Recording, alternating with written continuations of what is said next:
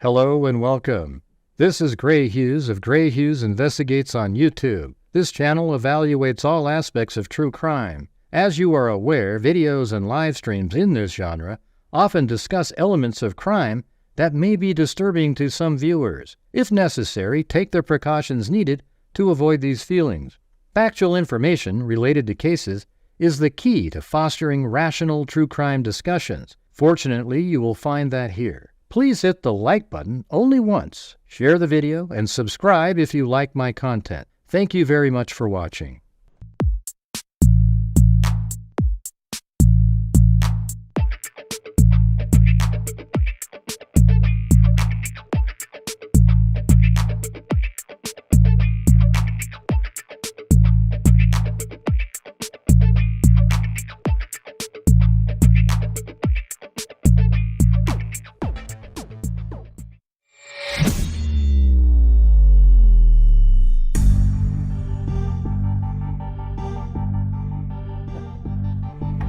Yo! What's going on, freaks?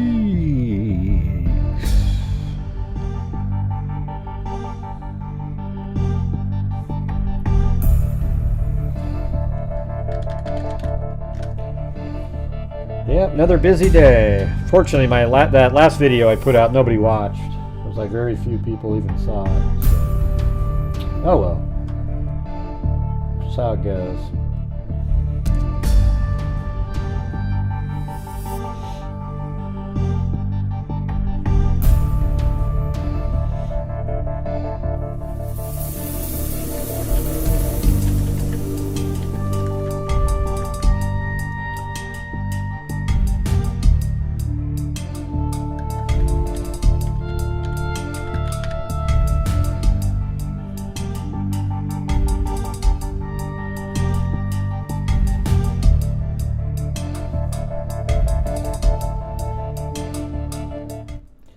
Alright, so we're going to have like two halves of the show. The first one is missing Alison Chao, I think. Is that how you pronounce it? She's I guess it's, well, I mean, it's near Alhambra area. Here's the, hold on, let me switch screens.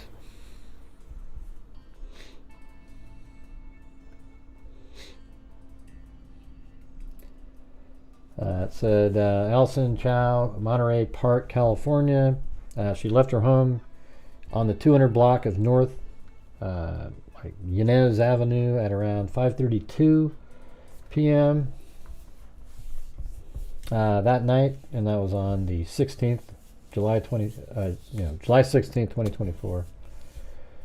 She rode her bike and was headed to a family member's home in San Gabriel, but never arrived at the destination. The missing teen left her home wearing a purple t-shirt, black shorts, and dark shoes. She was riding a blue mountain bike and carrying a black backpack. And here's an image of that, but there's actually video. I have that too. Let's take a look at the official wording here.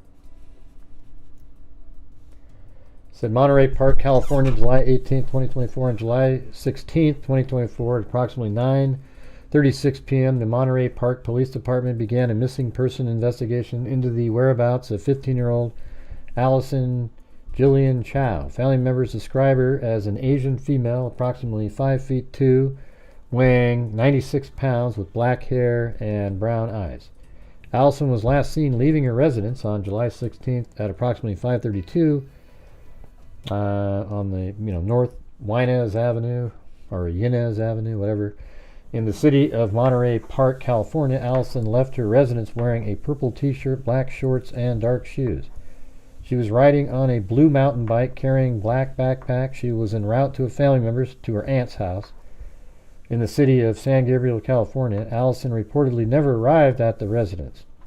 The Monterey Park Police Department, I mean, why would you put a sideways photograph out on an official, it's just so stupid. The Monterey Park Police Department Investigation Bureau is investigating the incident. If anyone has information, please contact the department at 573-1311. All right. So let's watch a couple of these like interviews and so forth. And by the way, you guys, this is just like every other show. I know we're covering something different right now, but if you're out there and you're able to help support my channel, I would appreciate it. Maybe become a channel member, or send a comment in, a super chat, something like that. All right.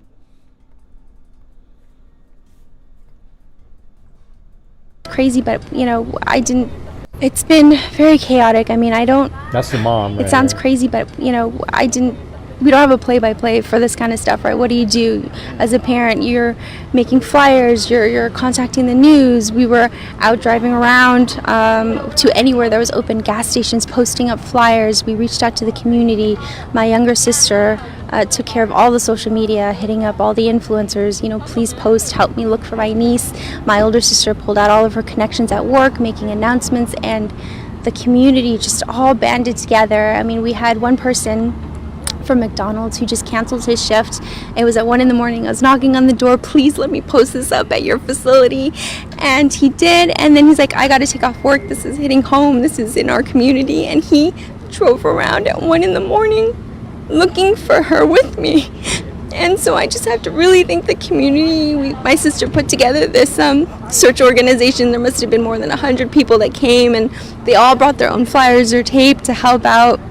So we didn't know how many people would come, and they went to all these different cities to post, and it's just been amazing. When they say that things are really bad, to look for the helpers, and the community has really come together to help me look for my little girl. Yeah, that's one of them. I think it was way off center there. Crazy. All right.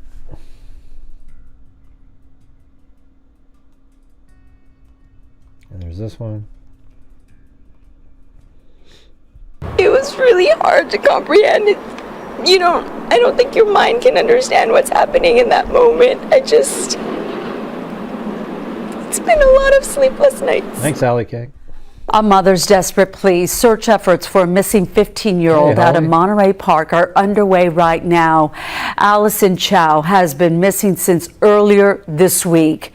Here's a better look at Alison. Her mother tells us she was last seen on Monday when she dropped Alison off at her father's house along North Inez Avenue. And this Ring video camera captured this image of Alison. Yeah, so this is like really clear here. Heading out the next day, Tuesday at around 5:30 p.m. We're told she took her bike from her dad's house to go to her aunt's house in San Gabriel, but she never made it there. 4 hours later, the Monterey Park Police Department started their search for Alison, and her friends, her family, and the community have been putting up flyers in hopes of hearing from someone who has any information. We definitely want to get more eyes out there as much as possible. If you see her face, please call me and let me know. We just want to make sure she's home safe, and if people can take the flyers and I don't need any links or anything. I've got all I need to do. Share them with everybody that they know, if they can put it up in their local neighborhoods. We just want to make sure that there's enough people out there looking for her face. Investigators are asking anyone along Alison's route from Monterey Park through Alhambra to San Gabriel, specifically near the overpass and underpass. Yeah, so anyways, I think the aunt lives over here. So let me put this, and this is the exact spot where the surveillance is at the house. 5:32 p.m. right there.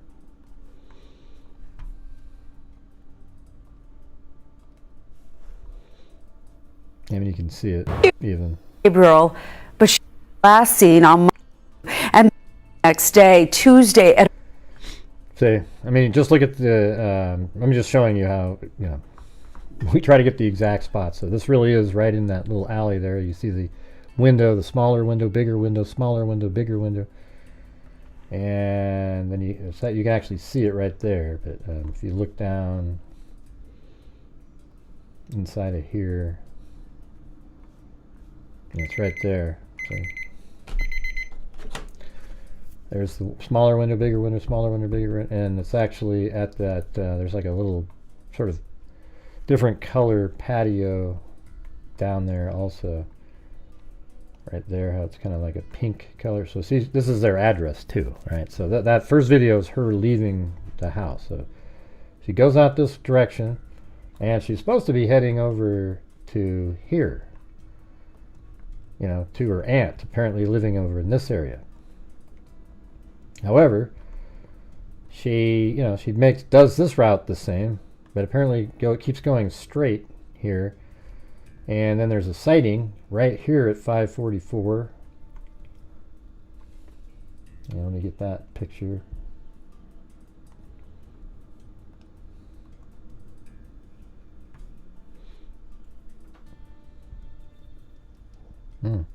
Cool, Holly.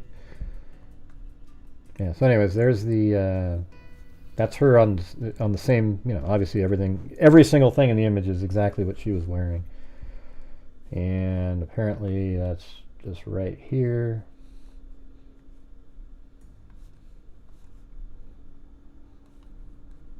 There's that house in the background. See, right there. So she's just pedaling down this road here.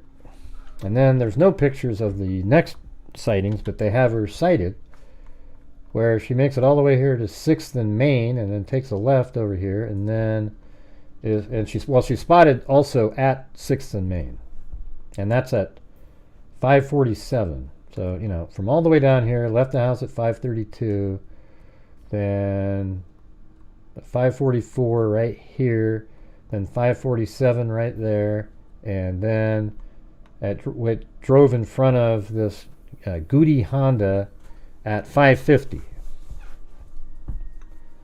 So, but you know, it's like, how come there's like there should be 1 billion sightings of her, right? And by the way, I don't think she got lost. You know, that just doesn't make any sense at all. I mean, look at this. You know, that's the aunt over here. I think to me, this sounds like she's 15 years old. She's in a very, you know, straight A's and all that. You know, sometimes kids feel pressure to always do what the parents just want them to do this and that and this and that all the time. And especially in the Asian community, they really are strict on school, and you don't have the same freedoms a lot of times as other kids. And so maybe she met somebody and was like, hey, and they met up, and maybe it turned into something negative. But to me, at 15 years old, and she has the backpack, what was in the backpack? Was there clothing in there? And she leaves, and that's like the exact age where somebody might run away, which I guess would be good news. But but this is the 16th, and there's been no contact that we're aware of for 4 days. Is it a pretty weird area? Yeah, well, the thing is, look at this on my map over here. I actually looked up, there's a sex offender that was right there, and she drove by right here. You know, who knows, But obviously she continued and made it to here, and then made it around the corner. Hey, thanks, Julia. Thank you.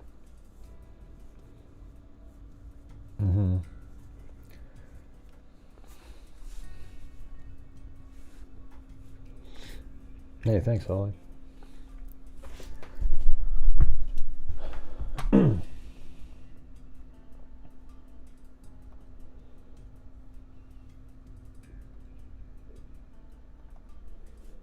Newtown, a family's desperate search is on tonight for a missing 15-year-old Monterey Park girl. She was last seen riding a bike in the San Gabriel Valley.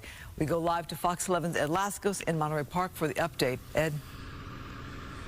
And Christine, it's a search that is growing more desperate by the very hour. This 15-year-old girl missing now for the last 2 days after disappearing without a trace. And her mother, well, how would you feel? Watch.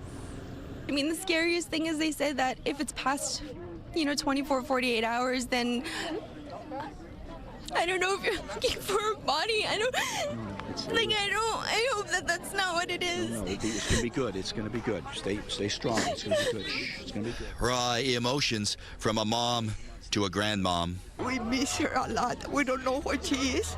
If you know, please contact us. Overwhelming emotion. I don't really understand the no phone part, you know? Like, wouldn't you get, if you're going to be on a bike ride for 4 miles at that age, you better have a freaking phone with you. Here as family and friends and most of I know, something seems a little fishy to me for some reason. I don't know why. I just... the community spend their night. Generally, I just go, yeah, I just kind of accept it. But something just seems a little off. In the search for a missing teenager, Alison Chao, there she is. She left home last Tuesday afternoon riding her blue mountain bike. She was on her way to her aunt's house, which is about 3 miles away. She left around 5:30 p.m. We saw her ride her bike down the driveway, turn towards this direction, and then no one's ever heard or seen from her again after that point. The sudden disappearance of a 15-year-old girl on her bike, it has left this community reeling. We don't have any leads, but we do know that there is a family that is crying and there is a family that is heartbroken. Just one of the hundreds of missing person Play-Doh. flyers now up all over the place. You will see Alison's picture through most of the San Gabriel Valley. We want everybody to know who Alison is and just to know Alison, just to get Alison home, to help us to get her home safely. Until then, they are hugging each other, supporting each other through what must seem... Yeah, man. It's a total nightmare when you have missing person. Just like, why didn't she have a phone with her? It looks like they've updated this little website here.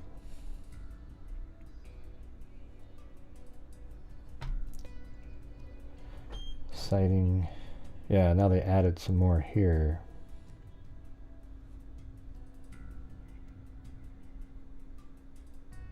So they have it heard way up here now? What the hell are you talking about? Wow, this is crazy. Alice sighting. So that was at 6:13. Holy shit! I gotta put all these back in now. They didn't add those. Let me just put these in. All right. So now we have it where she's going. Hey, thanks, 15 Lee.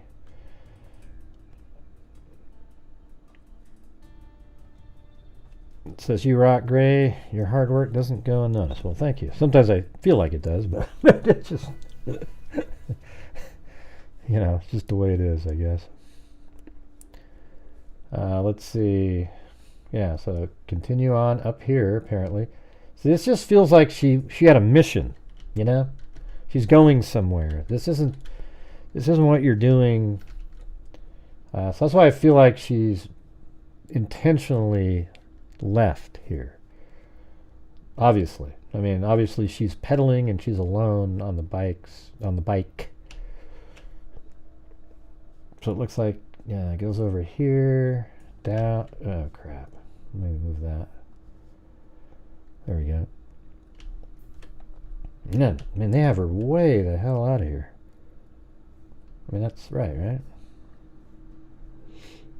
Clear down here. So we'll get this all mapped in, but this is new. This is just put in here. Because I was looking at this like an hour ago and it wasn't there.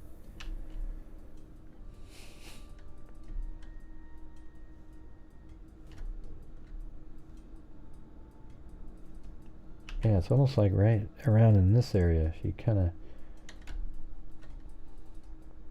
I mean, I'm just generally showing you where she went. So they have her going up here, and then I think that's the road. Yeah, and then kind of like right there is a sighting. I mean, that's just so freaking far away from over here, right? I mean, that's crazy.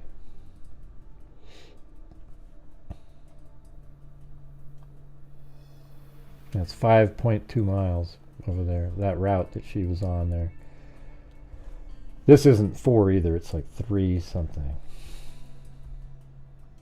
Alright, so let's put the different polygon pins that they have. 550 Goody. Okay, now this is near JD's Cafe.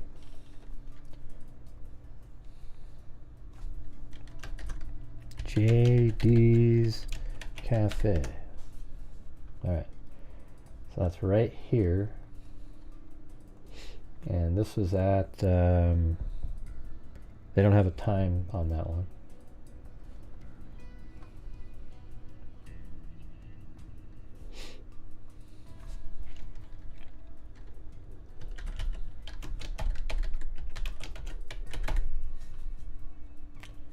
JD's Cafe. And this one is at Alison sighting. These are all confirmed. They just didn't have a time on these. And they might give the time at a different, later though. So the next one is near Walmart, heading, so Walmart.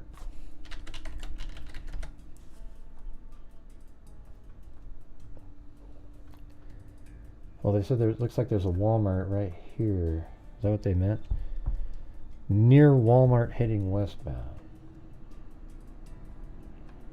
Because where they have the pin is right here. I don't see a Walmart. Or maybe they meant Walgreens. Let me see.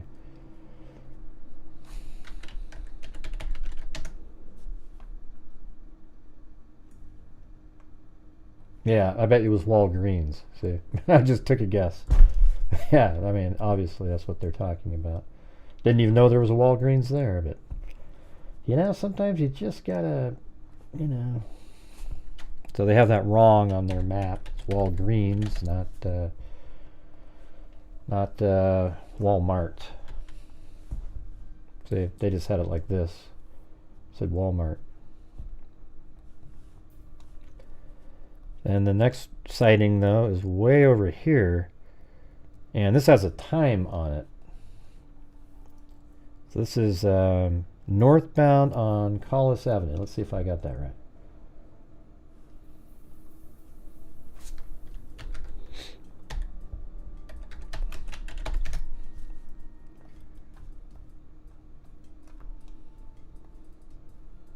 Collis. All right, yeah, so that's pretty much basically right.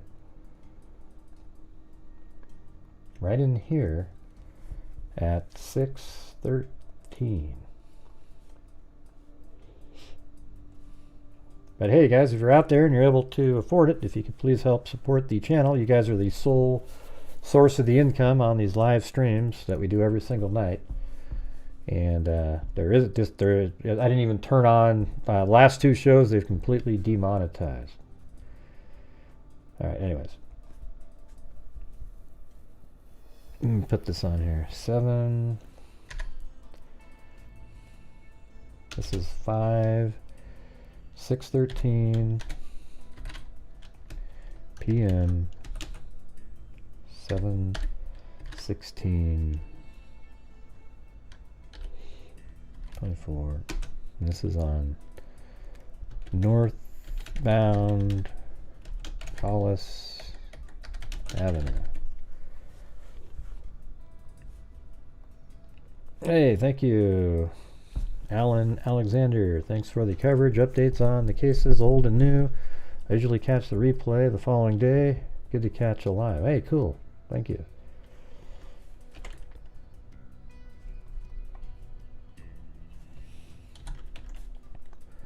Oh, by the way, just to get this out of the way, I forgot to do the spin at the end of the show yesterday, so here, let me just do this really fast before I forget about it. These are just from yesterday. All right, so this is the spin from yesterday. We're just going to do it really fast. What do I got? What do I got? All right, here we go. I said, God, oh God, what am I saying? No, look at that. It's going to be Lisa Valenzuela. All right. Very cool, very cool. All right, well, send me your address, Lisa Valenzuela. Thank you, Julia.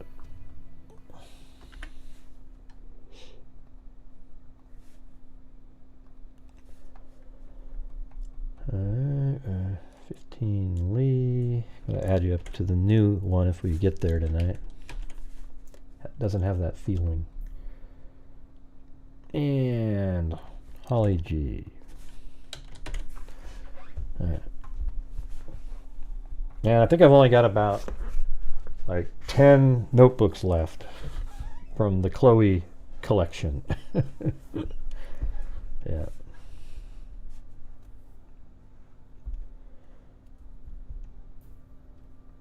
Mm-hmm.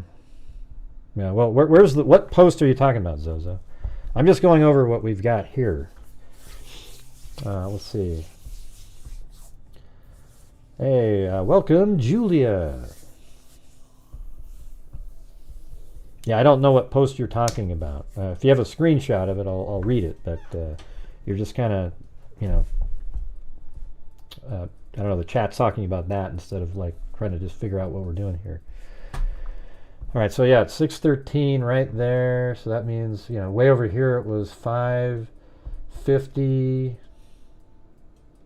And so that was last clock there, but then another 23 minutes later, she's right over there. Mm-hmm. Well, if it's just a comment, then why are we bringing it up? That means it's not a, you know, you're bringing it up because you think it's valuable, right?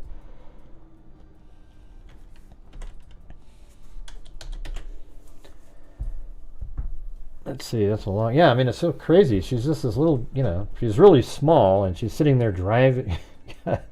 I see 8675309. I thought she was face planting me again. But yeah, it's just nowhere near where she's really trying to go. I don't know, so maybe, I mean, what kind of a comment are you referring to, Zozo? Is it by a family member or a friend of the family? I mean, what is that? Maybe that's meaningful, you know, at some point. I just wanted to get through the basic stuff first, though. Yeah, anyways. Yeah, so that's all they have right now in the updated map area, which is kind of interesting because I looked at this map probably, I don't know, 2 hours ago, and there was like almost none of this stuff was here. It just had the one beginning sighting right there. And what does this mean? Very important intersection. So they need to get way more footage, it sounds like. So I guess what they're saying is these places in here need to be looked at. I mean, is it sort of like a, can you get out of there? Yeah, it looks like it. What's this area like here? 8675309. Yeah, I mean, if she was on a bike, it didn't take her too long. It took her 40 minutes. Well, that's kind of a long time to bike 5 miles, you know. 8-minute miles. You could walk that fast, really.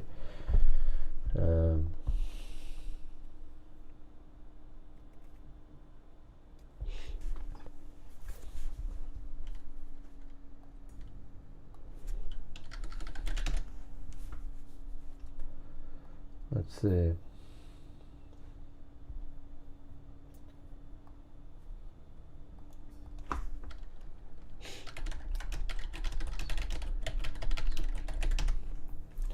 Hey, thanks, Aaron Elliott. No, I will check this out, Zozo. It's over here. Look at this is where she was supposed to go. The aunt's house right here. You see this? Somewhere. This is the address they gave on that same map for the aunt, right? Instead, she does this first part the same, and then just absolutely intentionally, in my opinion, veered off and went into a completely different direction. Let me get that off the screen. Hold on.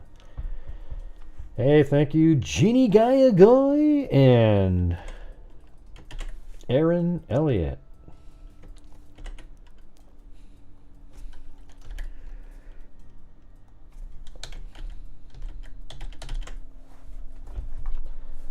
Let's see. Okay, so I guess this is some person that we don't know. We can't verify anything, but their name, you know, well, it doesn't even matter what their name is. It says, so there's an update. Her mom called the cops on July 15th, so that's the day before she went missing, to take Alison to mental facility, but Alison rejected it. It was postponed to the 17th at 9 a.m. and dropped her off at mental facility. Well, how could she have dropped her off on the 17th if she disappeared on the 16th. I don't know what that even means. It was postponed to the 17th, 9 a.m., and dropped her off at mental facility. So on the 16th, Alison disappeared. What?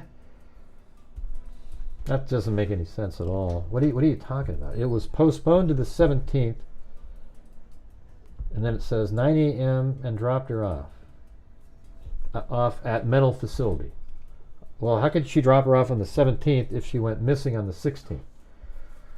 Yeah, forget it, man. Stuff like that. I mean, I'll go with that. There could be a mental thing, but the rest of it, I don't know what the hell that even means. What comment? Oh yeah, I can drive it if you want. Oh, you want to do it? Yeah. Are you gonna? How about? Maybe we could do it live. 8675309. Like right when you're driving that route. Here, do you have the exact spot? Like right here. You go up 6th Avenue off of Bernardino Freeway. And then you drive all the way up on 6th until you get to Main Street. And then you drive Main Street until you get to, like, right around this curve here. And then it's called, let's see. Harriman Avenue is where you take a right. But then you stay to the left and go up this other street there. The coordinates? What do you mean?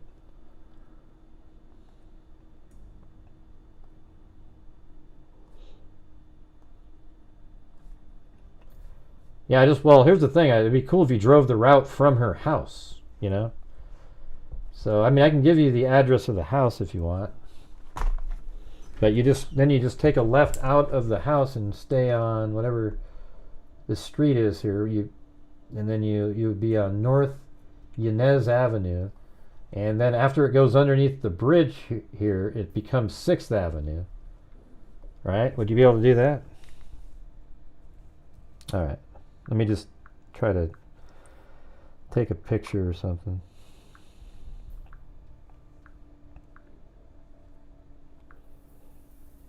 Oh, there you are. Okay. Yeah, my phone didn't even make a sound when you texted me.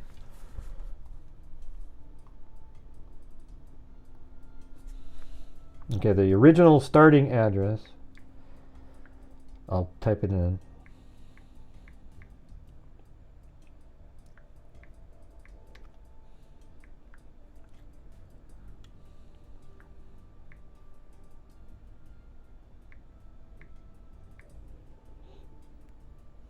And this is Monterey.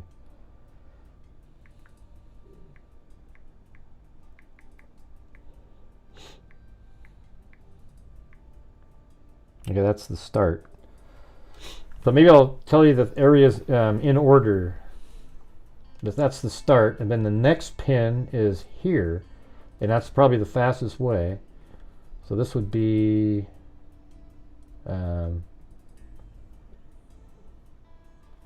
let's see. Well, let's just go up to the next intersection, because that's more, it's way easier and it's the same thing. So then 6th and Main. That's next.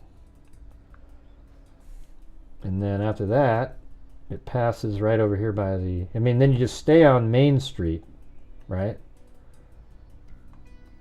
Okay, Main Street, and then I guess it becomes Huntington Drive or something, but it's still the same one. And then once you get around here, you take a right on, I think it would be Huntington Drive, and the next one is Huntington Drive,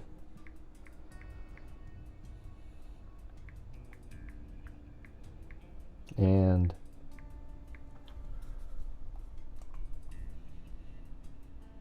Harriman Avenue.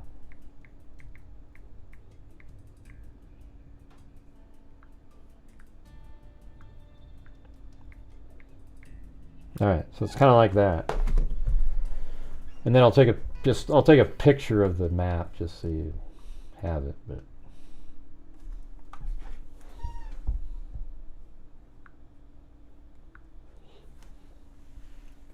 Man, is that Ada? Haven't seen her in here for like 2 years.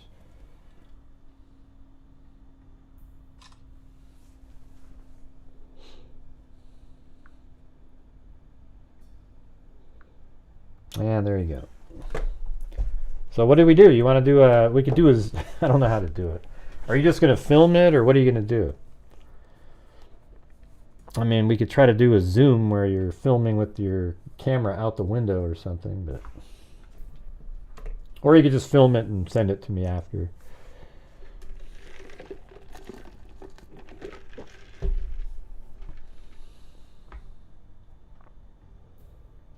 Okay, well, she's going to head out.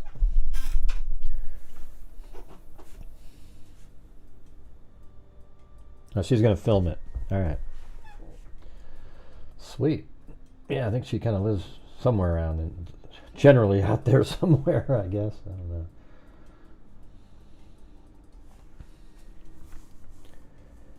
I didn't have a cell phone.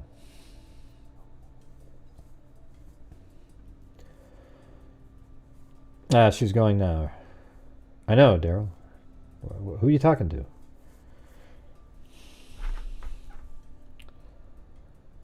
Okay.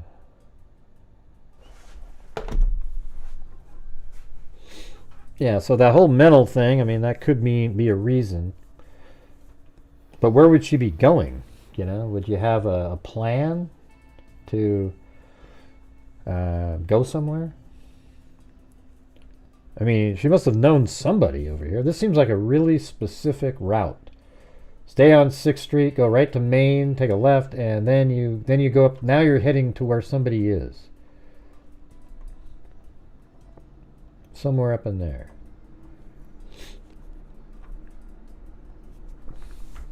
What do you think? I don't know how long it's going to take her to get there, though. I'm kind of running out of material.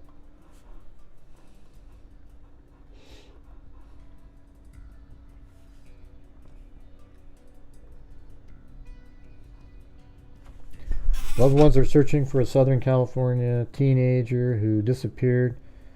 Thanks, Michelle H. Alison Jillian Chao was last seen on July 16th, according to the Monterey Police Department. She left her home around 5:32. She rode her bike and was headed to a family member's home in San Gabriel, but never arrived at the destination.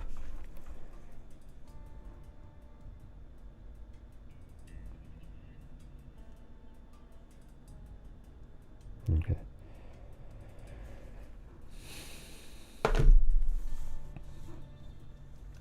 Chao is described as an Asian female standing around 5 feet 2 inches tall and weighing about 96 pounds. She has black hair and brown eyes. The missing teen left her home wearing a purple t-shirt, black shorts, and dark shoes. She was riding on a blue mountain bike and carrying a black backpack. Loved ones have not heard from her since her disappearance and are concerned for her well-being.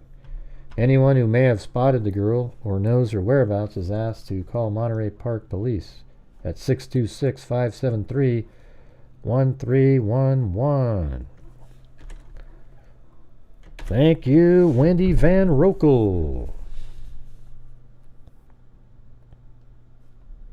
Where did somebody make that comment? Are there other comments in there? Like who? There isn't even a group about her out there.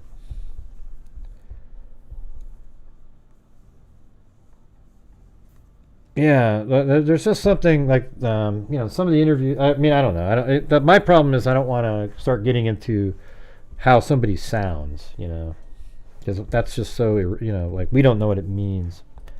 But something just seems weird, in this case.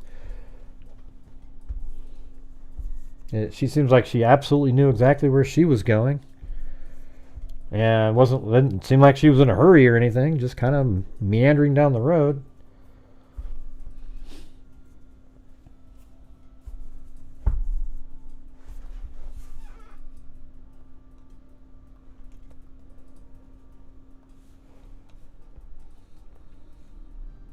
Haunting last picture of missing teen Alison Jillian Chao. It's not really haunting, it's just a picture. That's Daily Mail for you, though. Sounds like this one YouTuber. Every single title it always says, what is it, like chilling this, or some kind of crazy, and it's not at all. What's that one? What's the key one that they always type in? Shocking. Yeah, this person always types in shocking moment where a bee landed on a flower. What do we mean? What's going on? Oh, it's just a bee landing on a flower. Okay, yeah, it's not a big deal.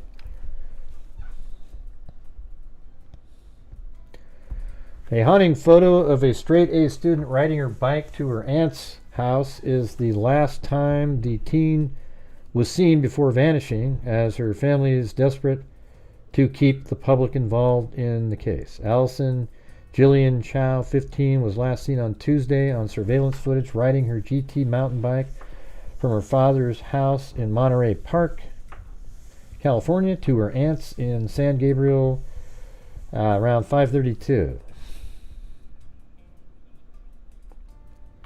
The more time that goes on, the scarier it gets, her mother Annie Chao told the outlet. I was able to find her, and she's 41, and her ex, or whoever the dad is 40. I mean, I know his name too. It's like Tang is his last name. Or no, it's Chao. Her original last name was Tang. I'm afraid, so they're probably, I'm guessing, Vietnamese. I'm afraid the public will lose interest and will be harder to find her. There's less evidence.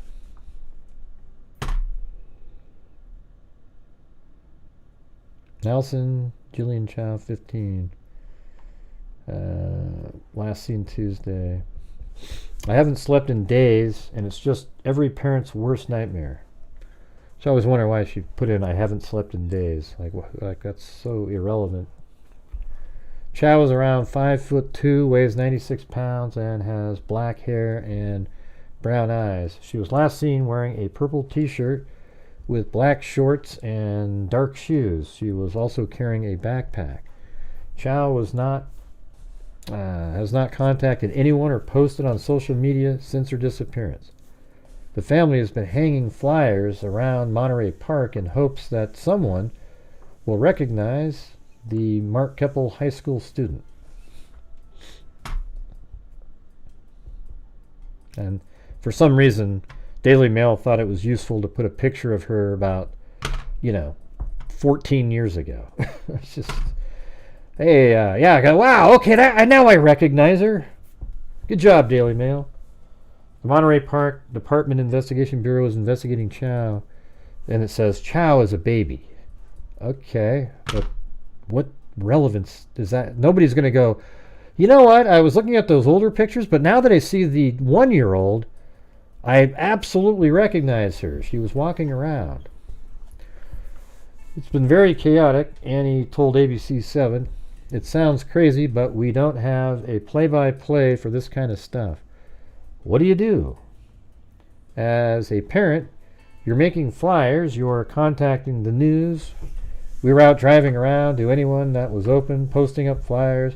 We reached out to the community. The community has really come together to help me look for my little girl. Here's what's weird is, given the fact, if it is true that she was supposed to go to like a mental counselor, wouldn't the mother be saying stuff like, just come home, please? Those kind of comments, like ones that would encourage, because she in her own head must know that it's likely that her daughter left because of something like that and is out there. And it seems like you'd want to say stuff like, please come home, we miss you, you're not in trouble or anything. You think they're Chinese? Could be. But Tang isn't a Chinese name, so that doesn't make any sense.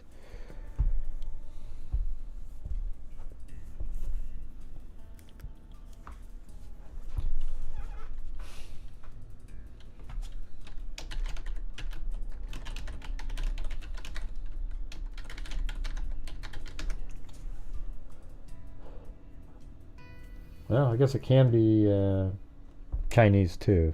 It didn't seem like a last name. I don't know. Could be Chinese. I don't know. To me, they don't look. She doesn't look like the mother doesn't look Chinese. You know. So I don't know. Like when I look at her, I don't think that.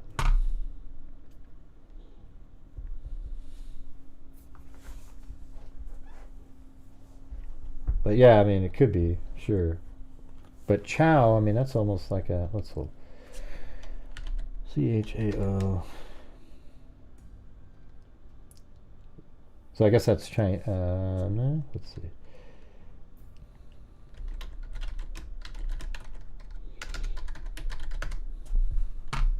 Yeah, I guess maybe they are Chinese. You might be right. I don't know, it just doesn't look. Yes, she's Chinese because of her last name. That's a ridiculous comment, but yeah, sure, I can buy it. Oh, that's you.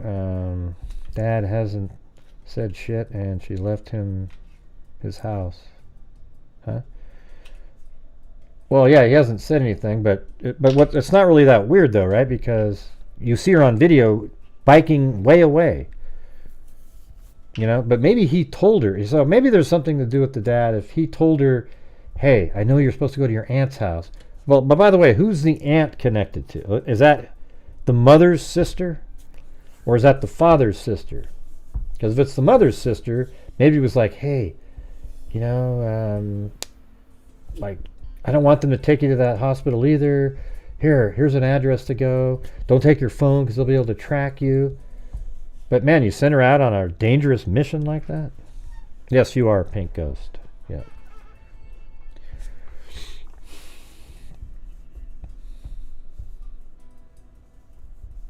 You got to tell people like that, yes, they are. Asian, not Oriental. Nobody uses the word Oriental anymore. That's like a weird word from like 40 years ago. Big has been extremely glitchy the past 2 weeks and seems to be getting more so the past several days. Gray also goes over all the donations at the end of the show. And now what did they ask, Plato?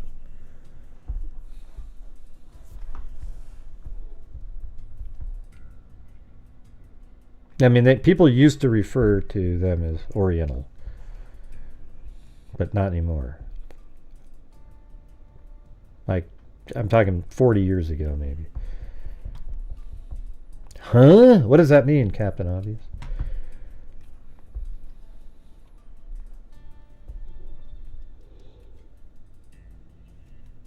Yeah, to me it just feels like she went somewhere either. So I guess the dad might not be saying anything because maybe he's the one that sent her to a certain place to keep her from being sent to. I mean, don't you think it's interesting that she left just before she was supposed to have that other appointment to go to like a psychiatric place? Maybe the dad was like, I don't want my kid going there. And then he sends her somewhere and then he's not saying anything.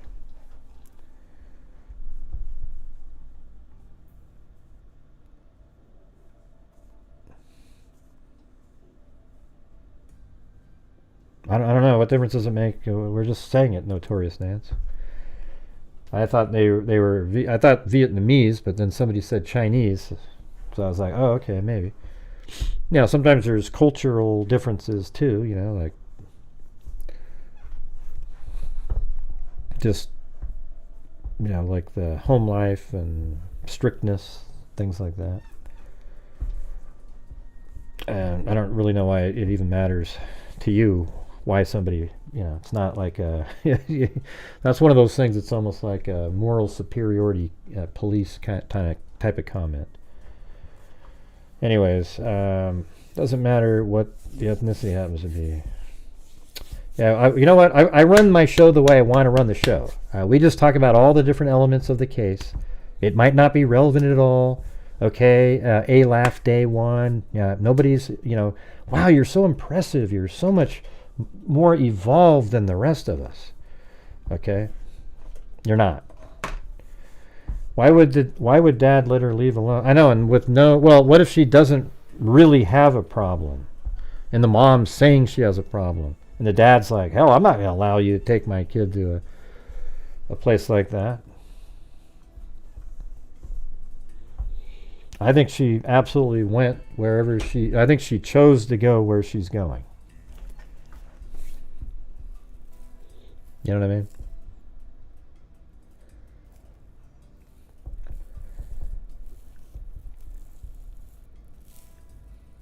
Has it been confirmed she has mental health issues?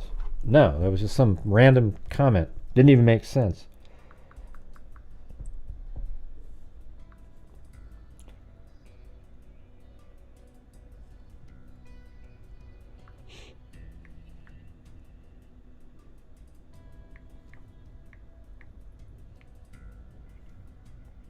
Yeah. I have to type stuff into her.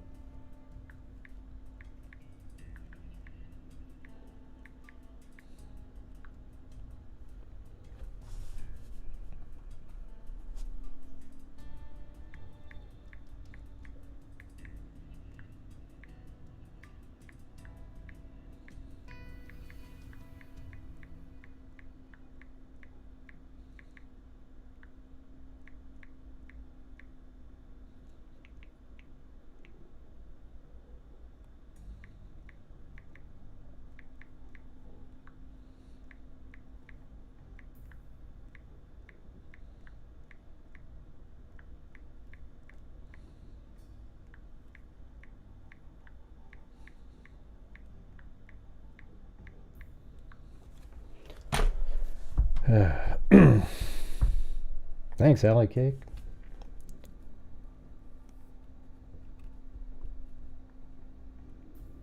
Yeah, I don't even know who that is.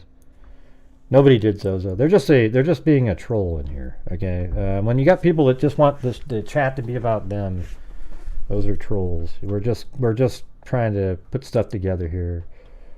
You know. Yeah, I mean, does it really matter if they're Chinese, Korean, or Vietnamese or something? No, it doesn't really matter, but you're just putting stuff out there because maybe it would matter if you go, well, you know, sometimes in this culture they do this, blah, blah, blah, blah, blah. You know, they look down on mental, you know, I don't know if there's something out there, you know. It just shouldn't bother anybody at all. That's just part of the thing, you know. You know, if like a Jewish kid was missing, you would say, yeah, you might mention it as part of the story, and then because maybe there's some relevance in the future. We don't know what that is. No, who knows?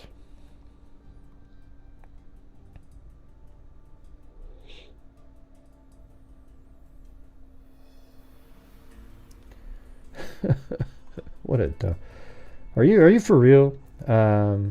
Big whatever the hell your name is. God, like a child. Gray's so mean to his subs.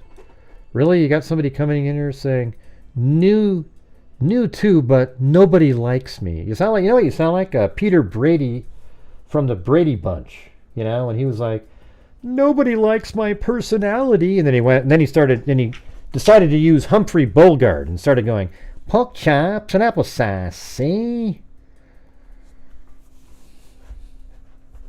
Hey, let's see. Thanks. You're Gypsy. Let that woke PC troll cry with the bunny. I don't know. I mean, I don't really mind.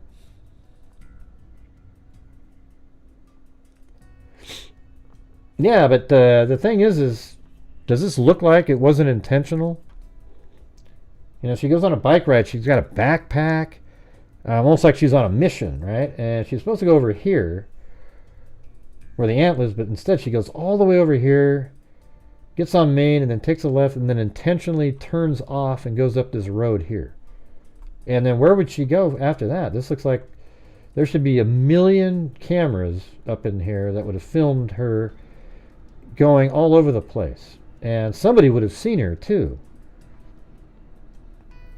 And I don't think she would go too far, because now you're going uphill. This is like all uphill biking. Let's see. How high is this? This is 475. And now this is 491 feet. And then over here it's 529. I mean, she's just almost like climbing up a hill. I doubt she's going to sit there and just be like huffing and puffing going up this steep hill.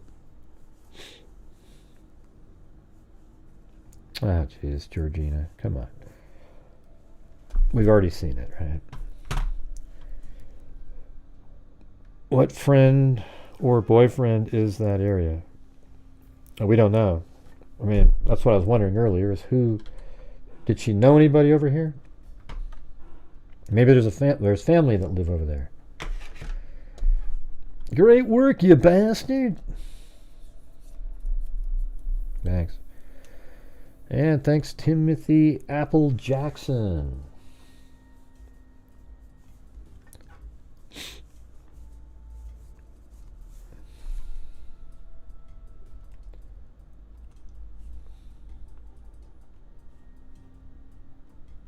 A search our early better look, listen, and Tuesday at around 5:30. See, that's her on her bike. Right? So, you know, what's in that backpack? This image of For some reason, she has a mask on. Not sure why you're wearing a COVID mask. Alison heading. You know, she's definitely got one of those on. I mean, is this her? What if that's not even her, for God's sakes? I mean, why do you have a COVID mask on? Heading out the next day, Tuesday at around 5:30 p.m. We're told she took her bike from her dad's house to go to her aunt's house. That's what I said earlier, Zozo.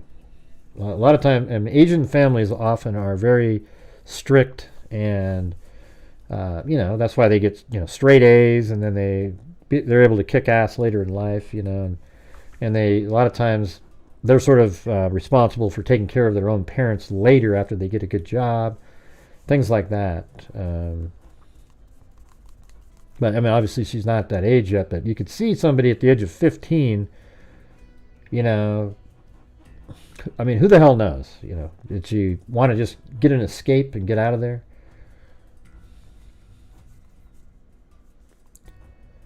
In public, open air, and wearing COVID masks. Yeah, I don't understand that at all. Doesn't make any sense. Jesus.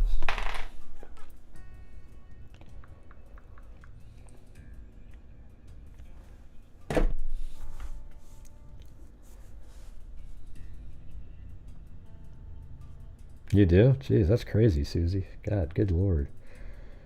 My God. Jessica Schubach just gifted a membership to MN Dance. And again, I'll have to say it again. If you guys want to help support the channel, we're, you know, trying to, you know, keep going during the month. If you're able to, that'd be great. If not, I guess it just is what it is. At 15, there are more scenarios for sure. Yeah, I mean, 15, what should be talking to somebody? Camera captured this image of Alison heading out the next day, Tuesday at around 5. She doesn't look that old. She doesn't even look 15 in there. 5:30 p.m. We're told. You know, when you look at that, she looks like she's like 12 or 10, right? This image of Alison. I mean, she is really little, 96 pounds, 5'2", but doesn't even look that. Heading out the next day, Tuesday at around 5:30 p.m.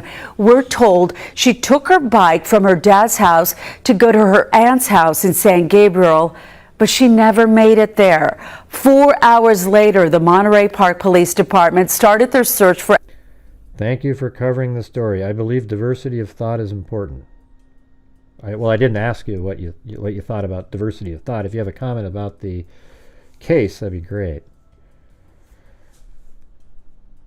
Yeah, I've already said that she looks like she's intentionally went on her bike where she was. So if you have something new to contribute, that'd be great.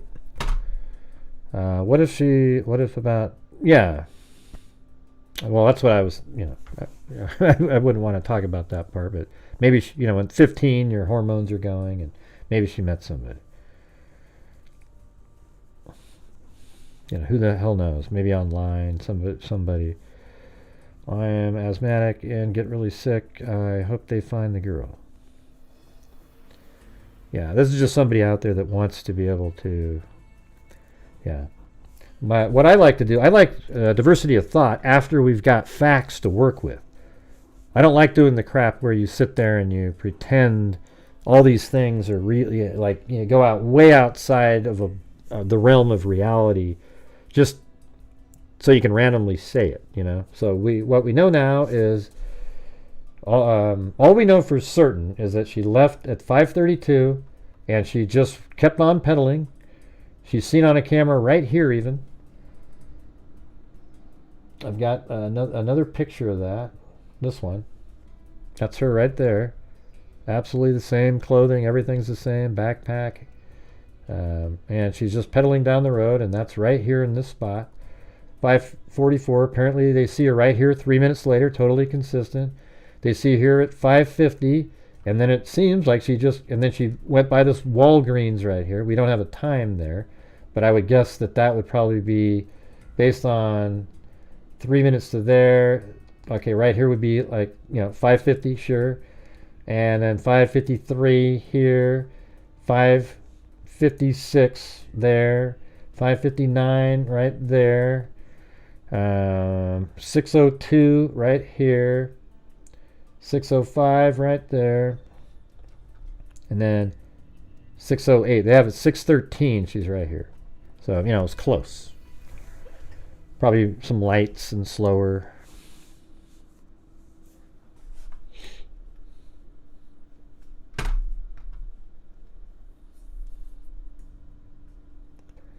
If my child was missing, I would not mention my daughter has straight A student. Why not?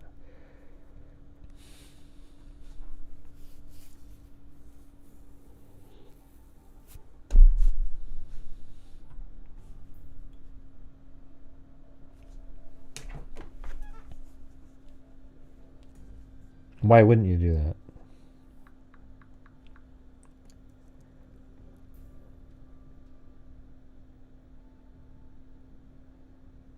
Okay.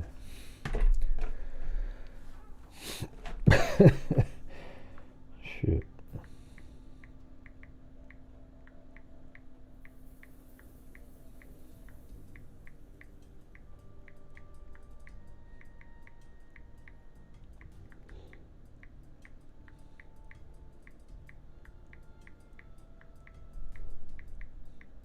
Okay. Yeah, so, she didn't get lost. There's no chance she got lost here. Because going over to her aunt's house would be obvious. I mean, it's just over here. I don't know if she'd been there multiple times. The whole story sounds weird, okay? Why in the hell are you having her bike over to your aunt's house? Anyways, why don't you give her a ride to the aunt's house? And if you're going to allow your kid to ride a bike, why doesn't she have a cell phone with her? Because if she gets lost, she needs to be able to call somebody.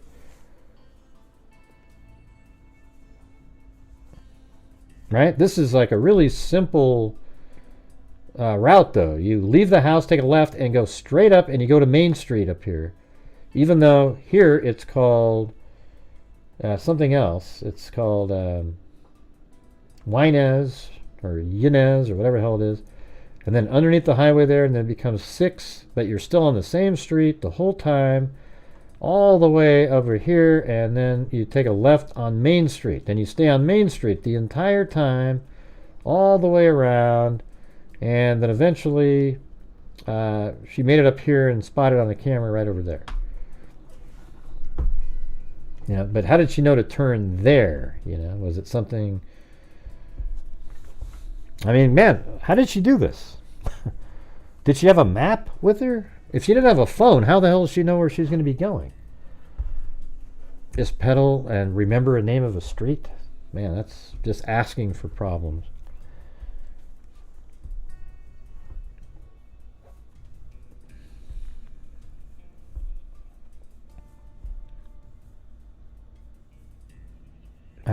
Why do people keep asking about straight A's and stuff, and acting like they're just so much better than everybody?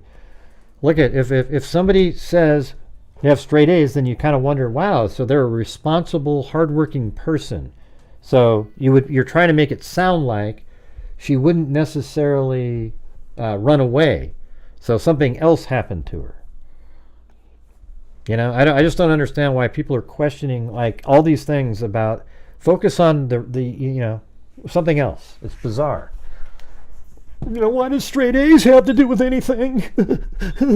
Or like, what difference does it make what their culture is? I don't know. They're just elements of the case that that's in there. All right, don't worry about it. Jesus, it's wild. It's like we always try to figure out the why in cases, and sometimes you got to add all the elements in there, and then maybe that matters. Maybe there was a lot of pressure put on her, and she didn't have any freedom, as I said at the very beginning of the show, and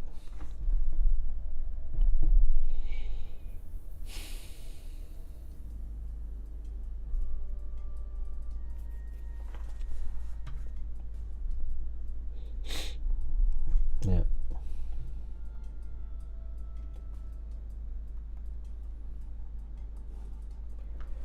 So this is the page out there. It's in the description. Missing child Alison Jillian Chao, 15, gender female, ethnicity Asian, height approximately 5'2", 96 pounds, black hair. Last seen 4 days ago. Like almost 48 hours ago. 96 hours ago.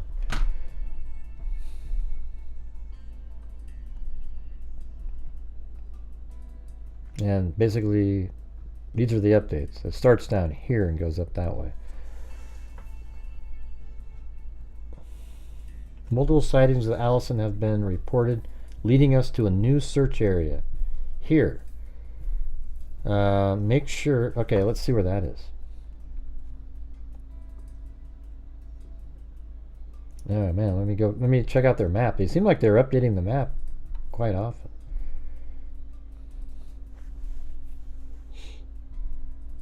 So they're all up in here. So multiple sightings around up in that area. Hey, thanks, Cheryl Bullock.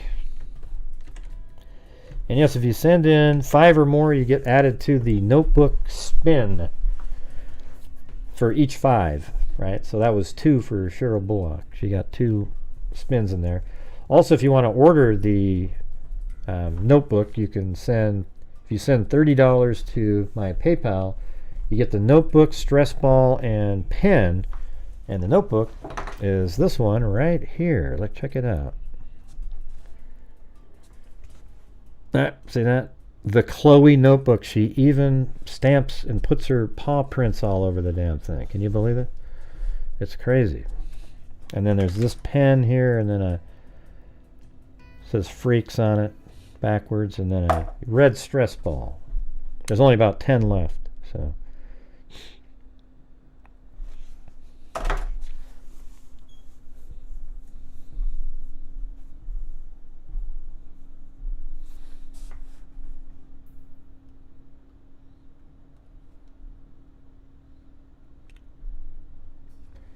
Carries on a Sigma, maybe that's why they're hiding her.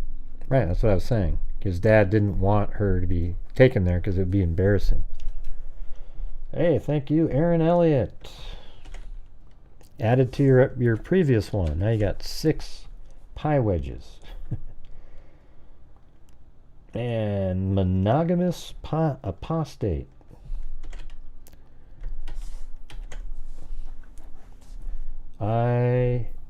Oh yeah, I live here.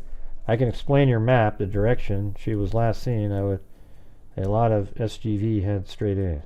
A lot of the SGV, I don't know what that means, SGV. But yeah, well, we already have 8675-309 is driving around right now trying to film the area. Yeah, what does SGV mean? I would a lot of. I mean, you think I would think a lot of SGV had straight A's? Oh, San Gabriel Valley had straight A's. Yeah. And why is that? Is there a lot of Asian people that live in that valley, or is it just like rich people? Or I mean, why are you making that comment?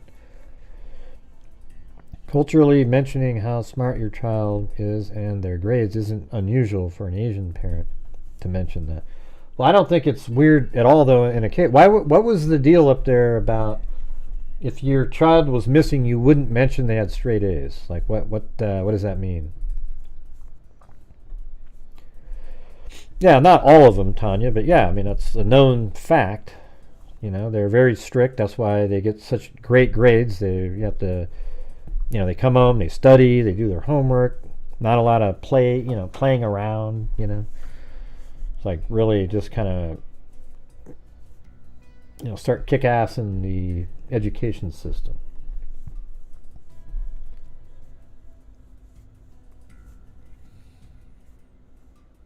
Oh. But what are you referring to, though? Like, why just people living in that valley get good grades? I think they mentioned that so people know. Right. To me, it doesn't bother me that. I mean, I would probably mention that too. Like, she gets straight A's. She's not. I think what she's trying to say is, like, she's responsible and not somebody that is going to run away.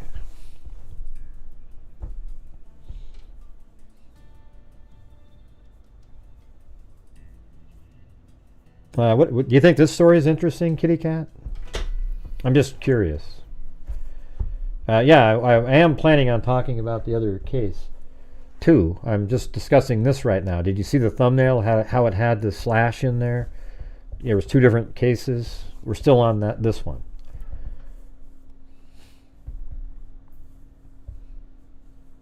Yeah, they had to do all that crap.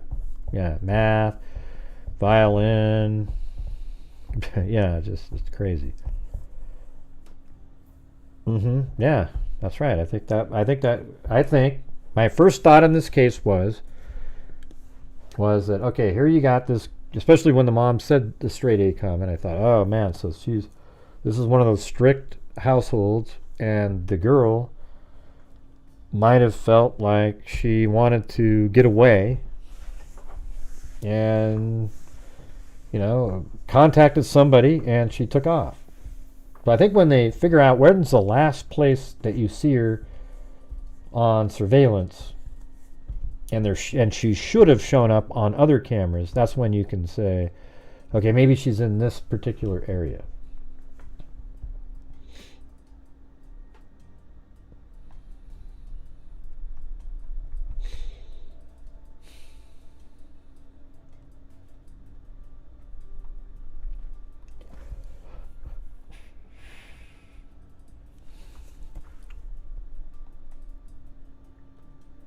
Where the hell's the map? Oh, that was a whole different thing. Never mind, that was...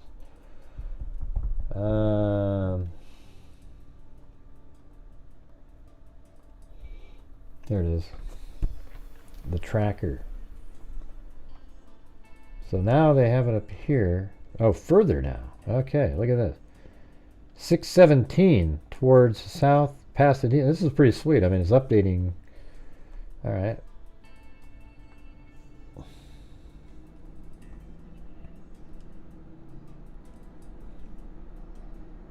Man, this is what they should do on all missing persons cases, just like this. This is a good way to do this.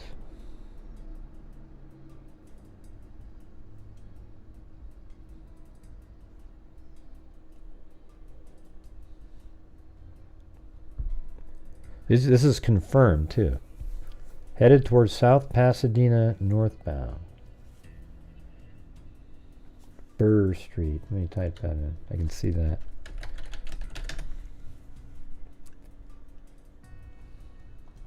Okay, so apparently she made it a little bit north of here even, and now she's up in this area at 6 6:17 p.m.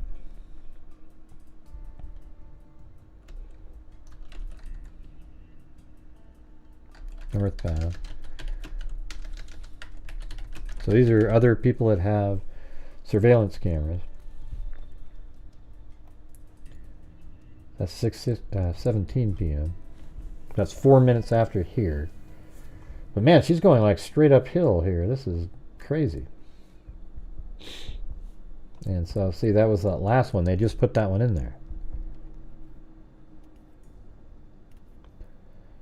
Yeah, I showed it to you on the map. I gave you all that information in the text messages. 8675309.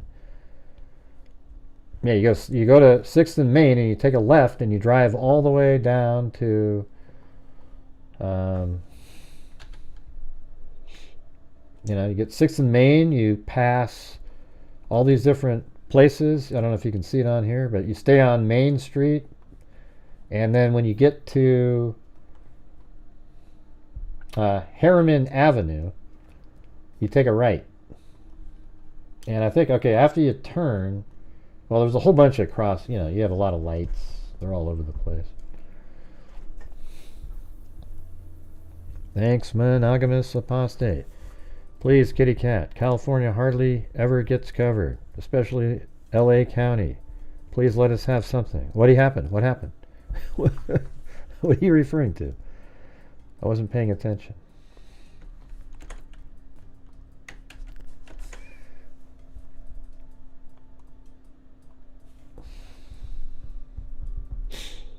Would you consider changing your text color? No, I wouldn't. Yeah, let's see. What do we got here? He's been covering the shooter daily since it happened, kitty cat.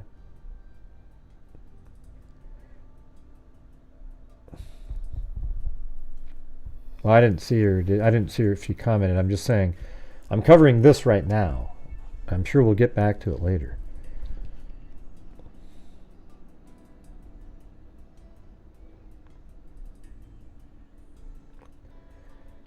I mean, she didn't really reply after that, did she? No.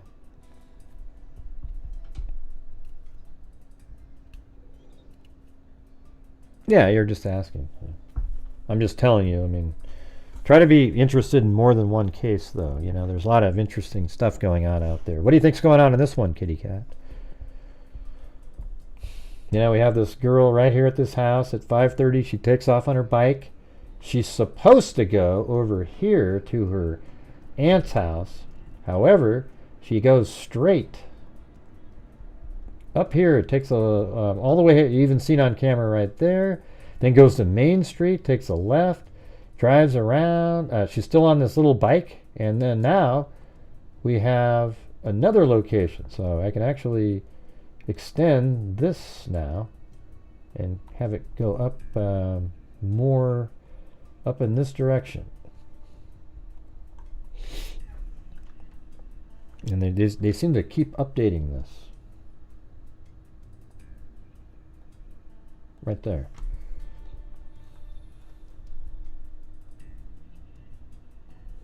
I mean, I put out a video today on the case and hardly anybody watched it, so I figured, shit, man, maybe I'll do something else.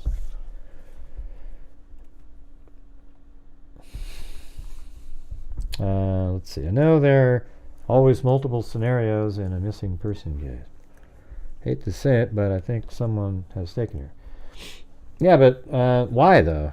I mean, she's driving way up there. I mean, it's been 4 days, but, you know, don't you think she was heading somewhere?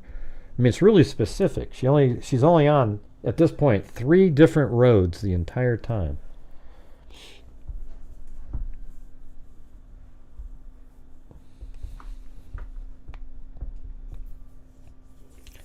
What does that mean, still only 3? Still only 3 likes? No, there's probably more than that.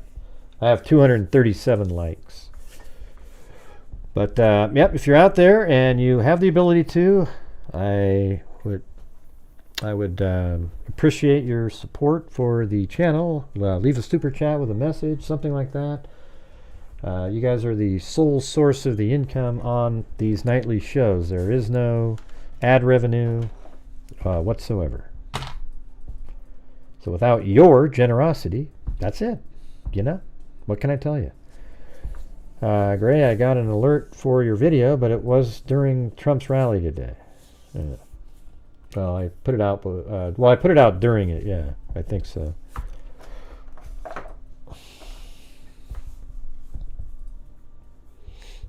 don't know. I mean, I was thinking you'd have to have somebody. Well, I mean, she has the COVID mask on. That's why I said, "Hey, is that even her?" But I'm sure it's her. You know.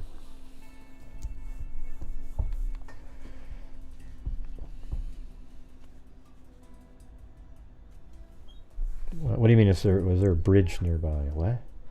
She's up here. Yeah, it's almost like you got to keep checking the map every few minutes. It's pretty crazy.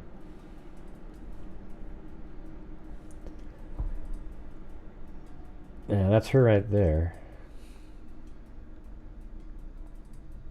That's her on the bike.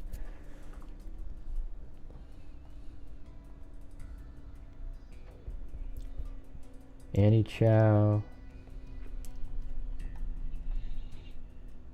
says her daughter is a straight A student. How dare you say that? Entering her junior year at Mark Keppel High School and has no history of running away. That's what she's trying to say. Is like she's a good girl. She's never ran away before. She has made no contact with friends and there's been no activity on social media. Family and friends have been canvassing the surrounding area and posting missing signs, hoping that someone will come forward with information regarding Alison's whereabouts. I haven't slept in days, and it's just every parent's worst nightmare, said Chao. I haven't slept in days. I don't know what it is, but that one comment bugs me. I haven't slept in days. You know.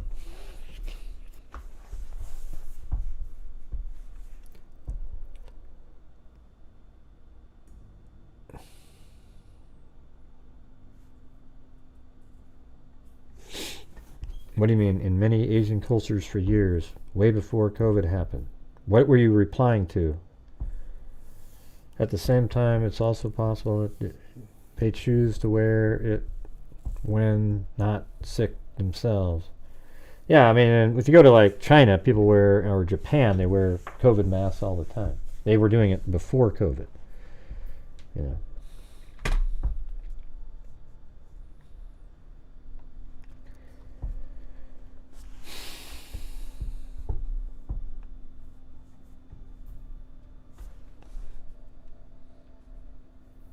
Yeah, she could have met somebody online, for sure.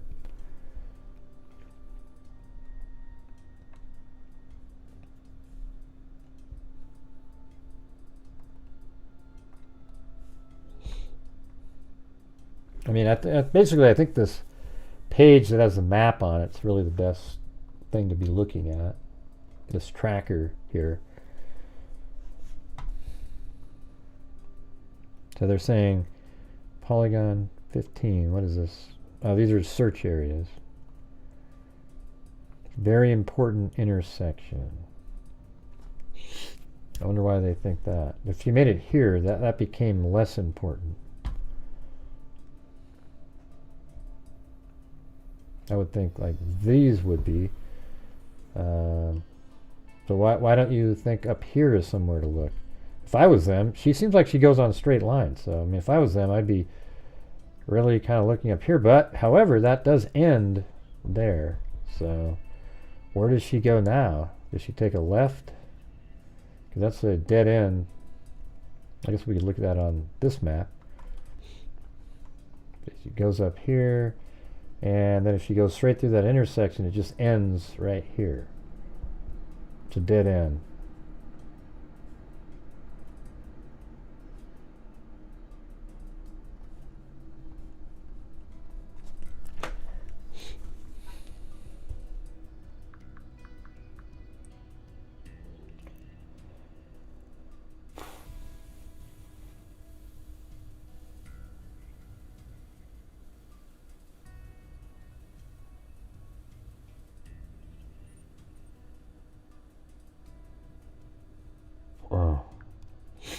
Oh, Harriman.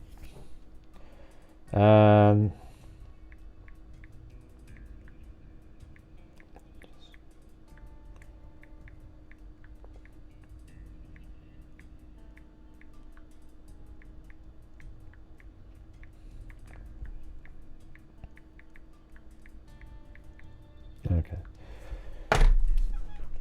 Yeah, it's Harriman, right? Wasn't that it?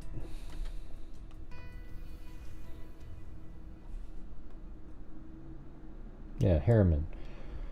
And then you just kind of keep heading up there. Basically, the last location is right here.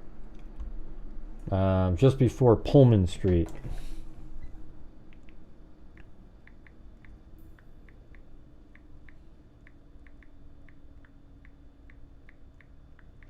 Where I'm texting 8675309.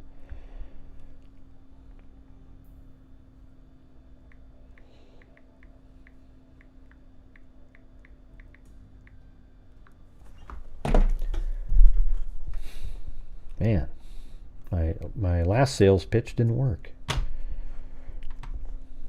If she ditched the bike, it's probably in a homeless encampment. I don't know. I mean, I don't know how you can make a claim like that. I mean, we don't know Lisa Valenzuela. Hey, did you see that though? Lisa Valenzuela. You won the Notebook. I don't know if you just got here or not, but.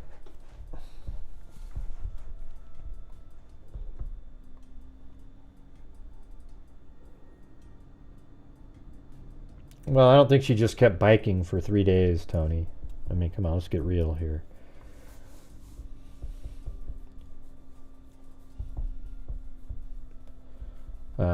You know, she could be 50, 60 miles away, you know. This little girl driving, pedaling around on a bike with a backpack.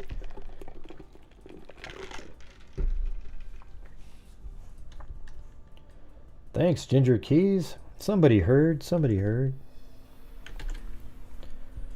My husband says I'm not allowed to donate. Okay, well, I didn't ask you, but let's see.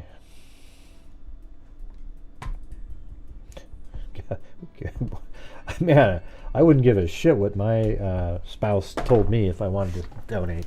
I mean, that's kind of a weird comment to make in there. Ren. At least in California, the homeless collect bikes. Yeah. Yep, that's what I meant regarding the mask. My English is not great. I didn't read what you said. Well, try to do the you can do the super. What's the other one called? I don't even know. Super chats sometimes don't allow. I get stuck, but you can always do the other one. Super sticker, yeah. Let's see.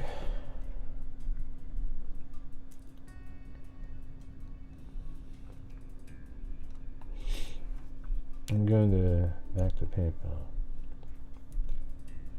Yep. I'm not married. Okay, I didn't ask. What's going on tonight, man? We got like a lot of weird shit going on. Thank you, Jessica. I wonder if she has any camping experience. I don't know. She's 15. I mean, she's just she's right in the middle of the city at this point. I mean, the right here is a little, you know, more, but I mean, it's not like you can't go anywhere. And then she pedals up here. I mean, it's just packed. You know, California is just like little boxes, you know. Especially in this area. So I don't know where she could be going. I feel like there is somebody that's in this area that she knew to meet up with. I'd be shocked if it was just randomly chosen, that she pedaled up here and then went this way and then just kind of randomly pedaled up there. I know I'm blocking the screen again, but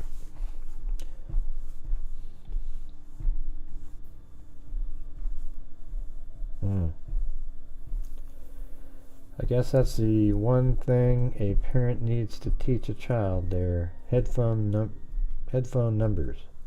Handphone numbers. Huh? Handphone? What are you talking about?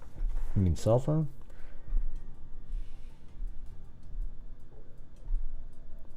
I don't think she biked much further after this. I think she's kind of getting to where she's going. I mean, I don't have any evidence. I mean, hell, we could keep getting updates and she's way over here and then eventually he's over here and not one soul said, hey, you know, there's this little girl that's just pedaling a bike around. I'm a little bit surprised that more people haven't come forward and said, oh yeah, I remember seeing her. She was...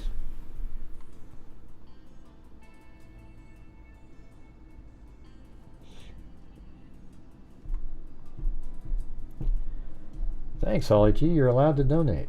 Very cool. People are just so weird, man. You know?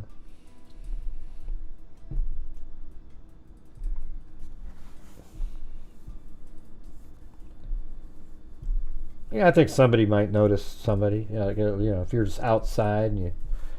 I think what they're doing is having people look at their cameras, you know? I guess we could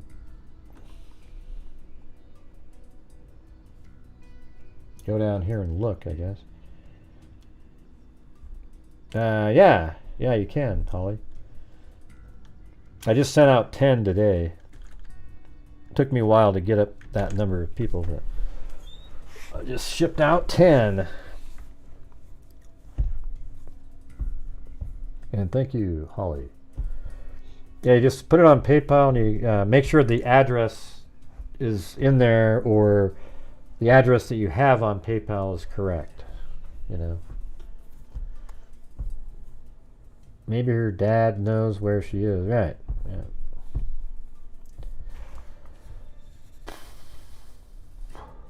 So these are all, this is June of this year, this imagery here. Pretty crazy. So she's right around in this area here. Well, now that we know she's in this area, let's try, what are these places?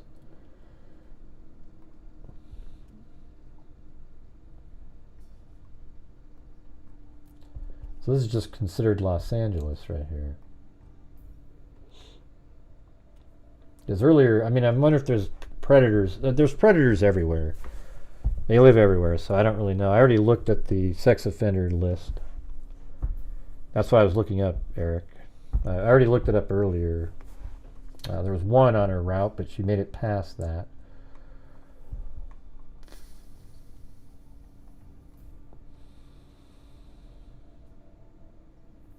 Newton Park. How about, okay. We could try it.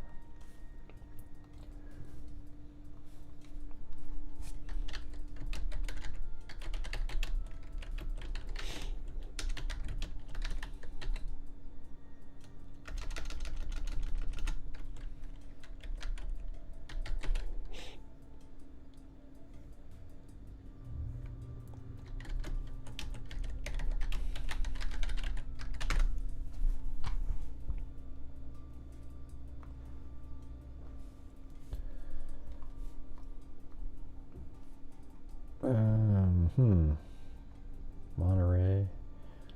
This is Monterey Park.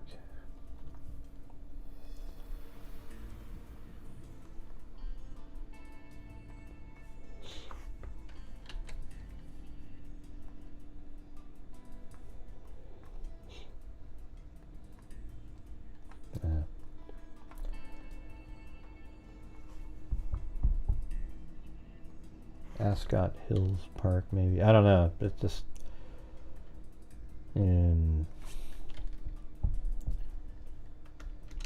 near Ramona Gardens, California.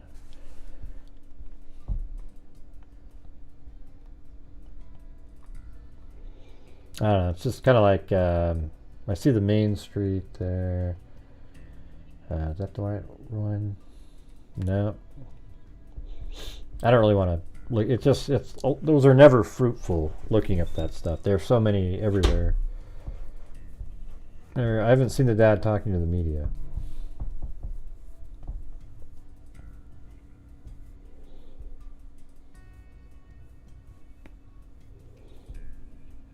Yeah, I showed you 2 different shots that she was caught on camera.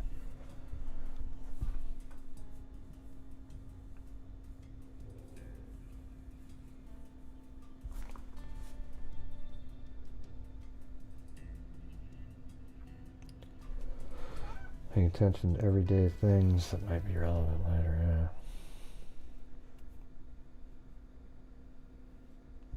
yeah. Ah, Jesus. Nobody's ridiculing anything, Ren. It's your ridiculous comments that cause you problems.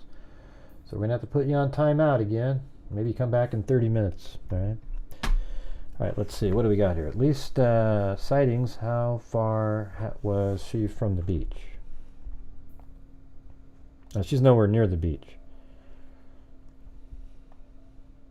Yeah, she's heading totally opposite direction. Up in this direction right here.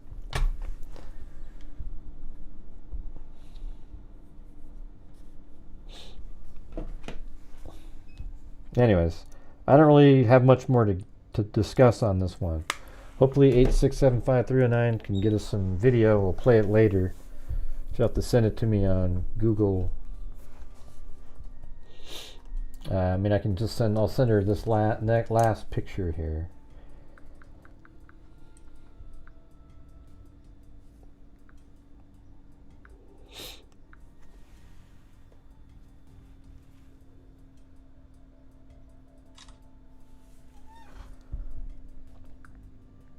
And that's where it ends, right there. I wonder what's taking them so long to do this. It sounds like they're out there getting the surveillance footage themselves, kind of canvassing the areas. And it's interesting. I mean, why didn't they do this? Like, this would have been so much more valuable like a day, 3 days ago.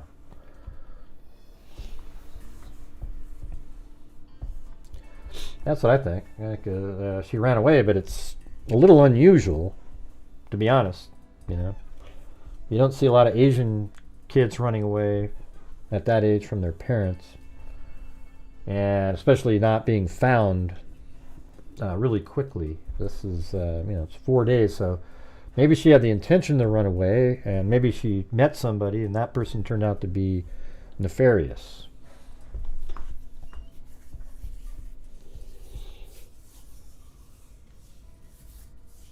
Mm-hmm.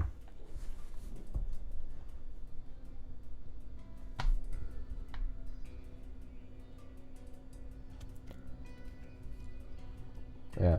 So I'm gonna switch over to the shooter case now, and later in the show maybe we'll revisit this later if 8675309 can send me the video, and we'll check to see if there's any updates on that one site. But I don't want you out there looking, hey Gray, there's an update, because I'm not going to switch topics just to go look at the update. Okay.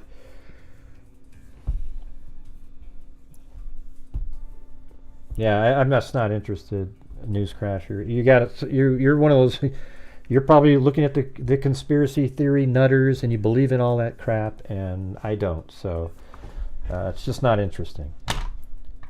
Let's see. There's probably more runaways than you think. They are just kept private. They need to check to see if same vehicle keeps showing up in video footage. What do you mean vehicle? I mean, a vehicle may be following her? I don't know. Sure.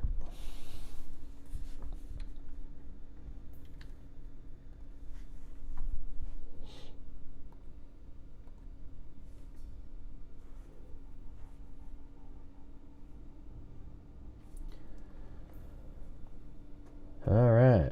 Hey, God, kitty cat, Jesus. I just said it's not interesting, and we need to move on. That kind of stuff is ridiculous. All right, so we're not doing it. Yeah, it is an interesting one. We'll definitely keep getting updated on it.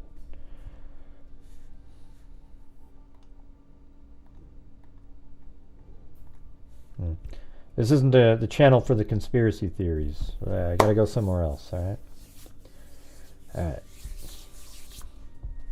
Now we're to the point where we're analyzing music played in some crazy, you know, God.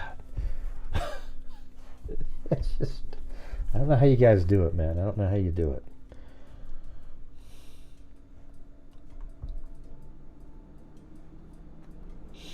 I don't know how you do it.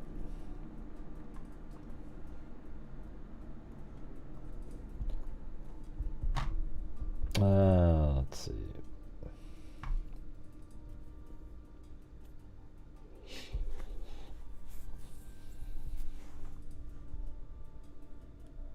Jesus, what a ridiculous post. News crasher. I'll have to put you on timeout if you make more of those.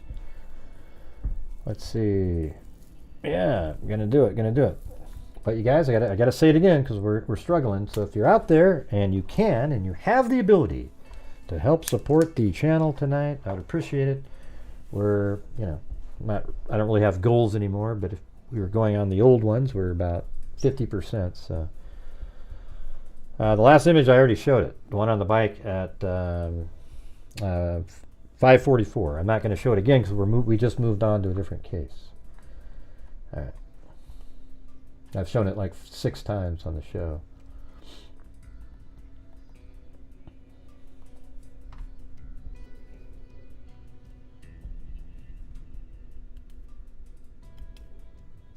Yeah. But by the way, wasn't this isn't this totally I mean, you gotta admit, like, as soon as I saw this guy, I thought of Bill Barr, and it's amazing because they have the same first name. This is the guy that did the interview on The Sun. You know, how could these two people not be related somehow? You know what I mean? Like, that's absolutely crazy. This is Bill Barr over here, and this is the guy that was interviewed that took a shooting lesson. It's just ridiculous. You know, the part of the hair is on the different side, but come on. It's just crazy. Unbelievable. I mean, my first thought was, hell, that's Bill Barr.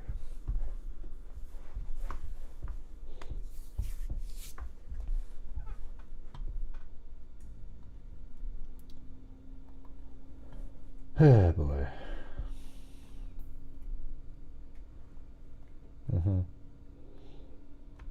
Yeah, so apparently, you know, this was a shooting range he was a member of over here.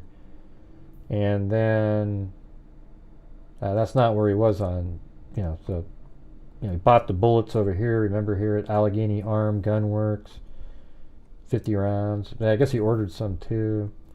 Then this is where Keystone Shooting Center, he was there on June 22nd with that guy named Bill. And Bill said that he seemed like a nice guy and everything, but he was ready to start shooting, man, right when they started. He hadn't even loaded his gun yet. And he started shooting, and he said he was a much better shot, this guy was, than himself, Bill, because when they brought back in the targets, they were, you know, shot out in one spot, and it was like fired upon, and the whole, you know, it was just blank. Like he ripped out a whole segment because he kept hitting the same spot over and over and over again. So he's obviously a good shot with the pistol.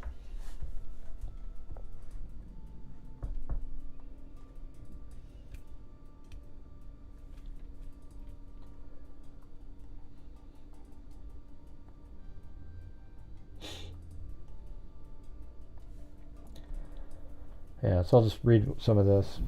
And in a world of exclusive interview, a classmate from the session says he fears Thomas Crooks may have been pushed over the edge listening to the right-wing instructor ranting about how Trump was the best man for the White House. That's geez, what a stupid comment by Bill. You know, you're at a gun range and this guy is talking about it, and that pushed him over the edge, and then you know, basically 3 weeks later, he goes on a shooting binge. So that seems like a sort of a comment by like a hard lefty trying to throw out something. I mean, it's just ridiculous, you know. Hey, thanks, Lisa Valenzuela. If we get to the goal, Dana, we'll do a flyby. But if not, forget it. All right, here we go. Bill Jenkins, who has spoken to the FBI, told the Sun on Sunday, "I was sitting next to evil. I haven't been able to sleep thinking about it." Well, no, he wasn't evil. He was pushed over the edge by a instructor who was, talking about Trump and how good he would be, right? He wasn't evil at all. He was just triggered. You just set it up above.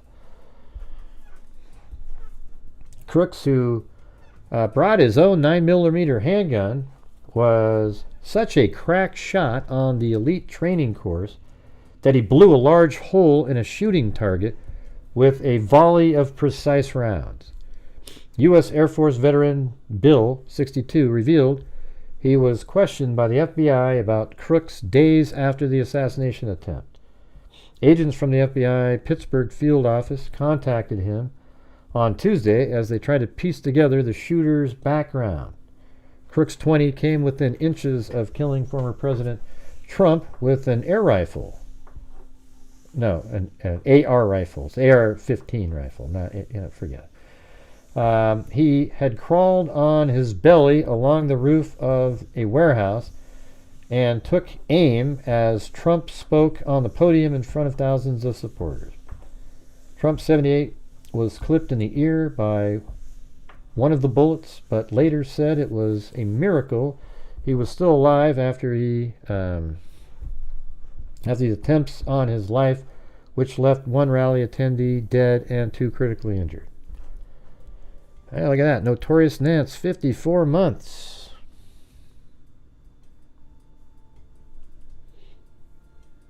So Dana, you better try helping out getting people going tonight. Let's see. Freak for life. Thank you, GHI. Well, no problem.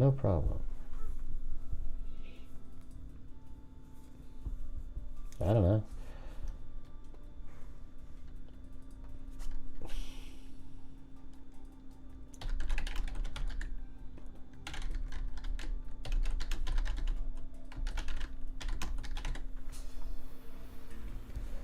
Thanks, Michelle H.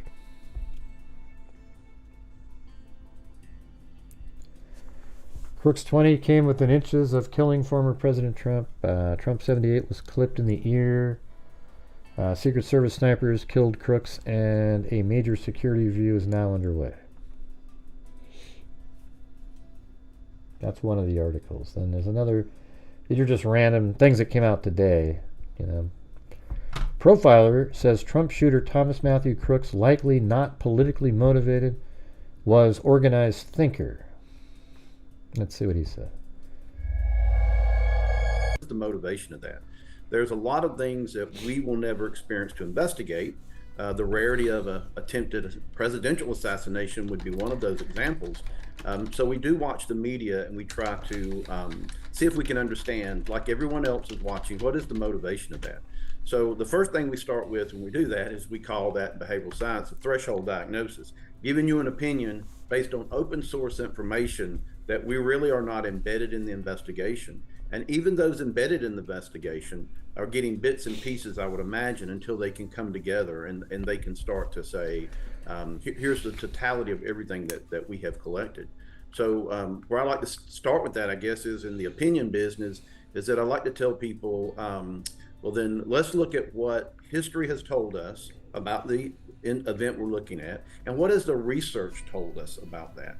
And so when you look in this as a presidential assassination or attempted assassination, there's only been, from my recollection, that I kind of think about it historically, if I missed one here, I think there's been like 14 of those.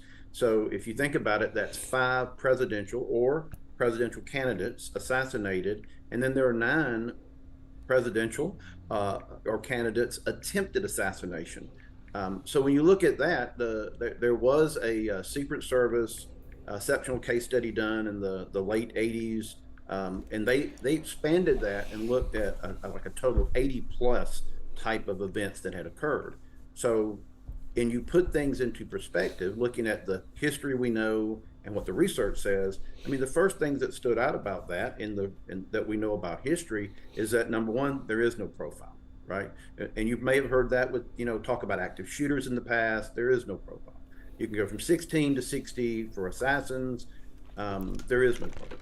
So then when you think about that, you hear a lot of discussion and people talk about it, but we also realize that rarely is mental illness a part of that as well too. So that's another myth in that that came out of what we know about history and what we know about the research. And then of course, there is as we like to say, there's the assassin in this particular case, or the attempted assassin. A lot of times they do not project their threats when they act directly. So if you're looking for an assassin in this case who has been out there, been very vocal, very in the media, or using whatever social media that they might, there's usually not direct threats. I don't think she's putting her right there. She's been asked to resign, news crasher. So quit crashing the news with bogus information. All right, thanks. Associated with those that sure. are going to go out and do a direct threat. So so that's the three things that kind of came out of what some of the research is. The other things that point out, if you think about it this way, the attack is a means to an end, and that's what we're trying to figure out. What's that motivation to the end? But they are organized thinkers.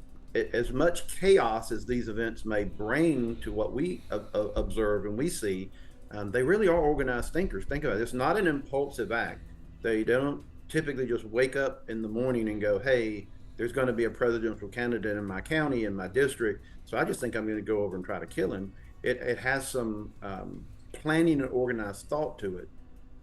So with that said, what I believe probably is occurring with the investigation, and I can't say. It's funny, as I was watching, we're listening to Fox News tonight, and they had this, forgot his name, but he's a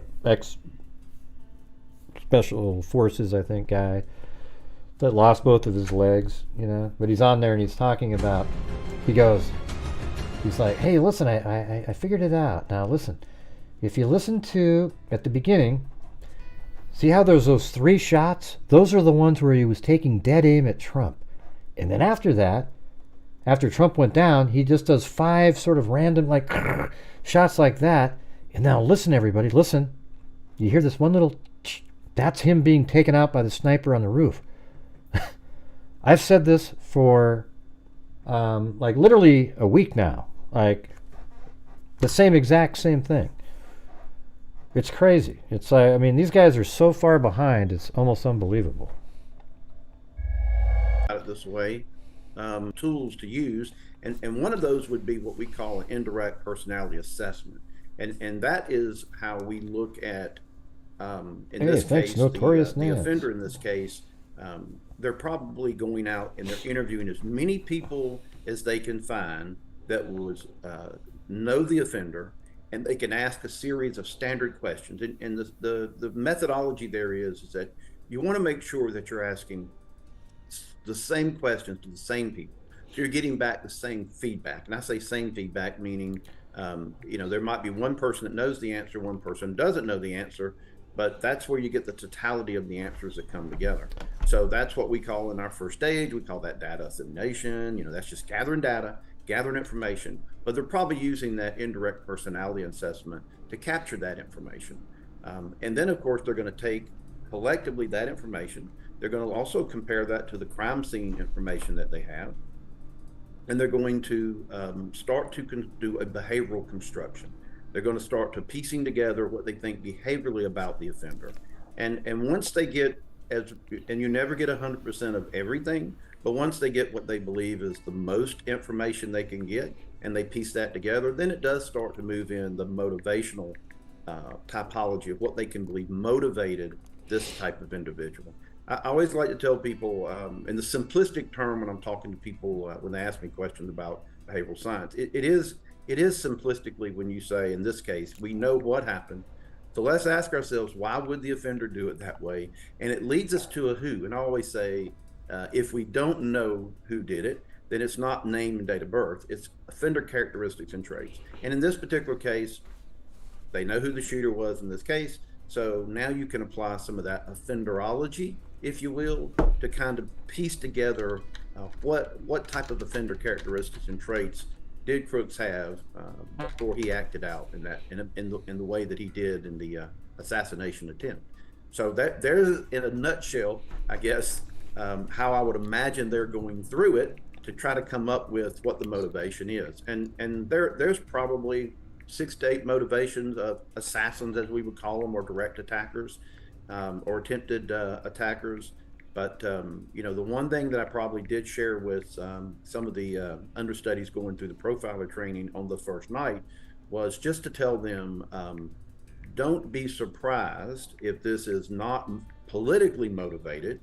Back to, again, what I said about what history has told us and what research has told us. But again, I haven't heard enough of the information, obviously, to come up with what I believe is a hard, concrete motivation for this offender. But I have heard some of the reports that were coming out about the people that knew him best, students, interviewing students, what they observed, his behavior in high school. And then, of course, I've heard in the open source again that he may have purchased rounds of ammunition that morning and bought a ladder. Again, that goes to the organized thinking of the individual. So regardless of how, if you look at this type of individual and go, well, he may have been a loner or didn't have many friends, they weren't close to it doesn't mean he can't think. So that's what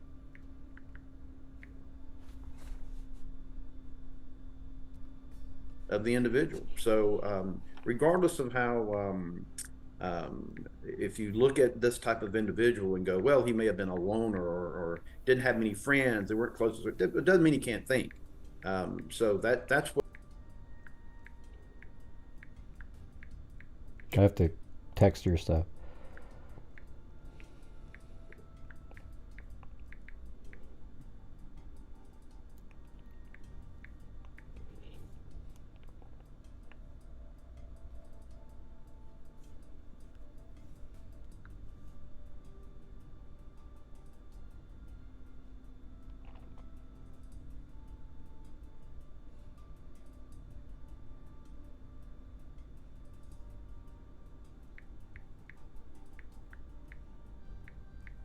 I'm not sure why it froze, but I don't know, you guys.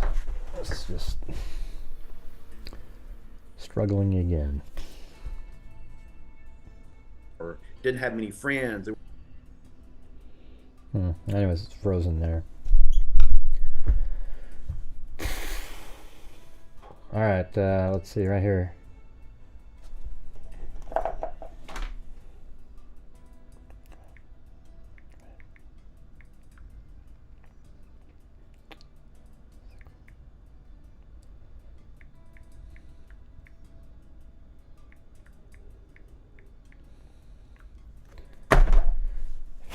Anyways, I gotta, I'm just gonna focus in on the show. I don't know how to do it. I just said for, you follow Maine. Here, hold on a second, I gotta.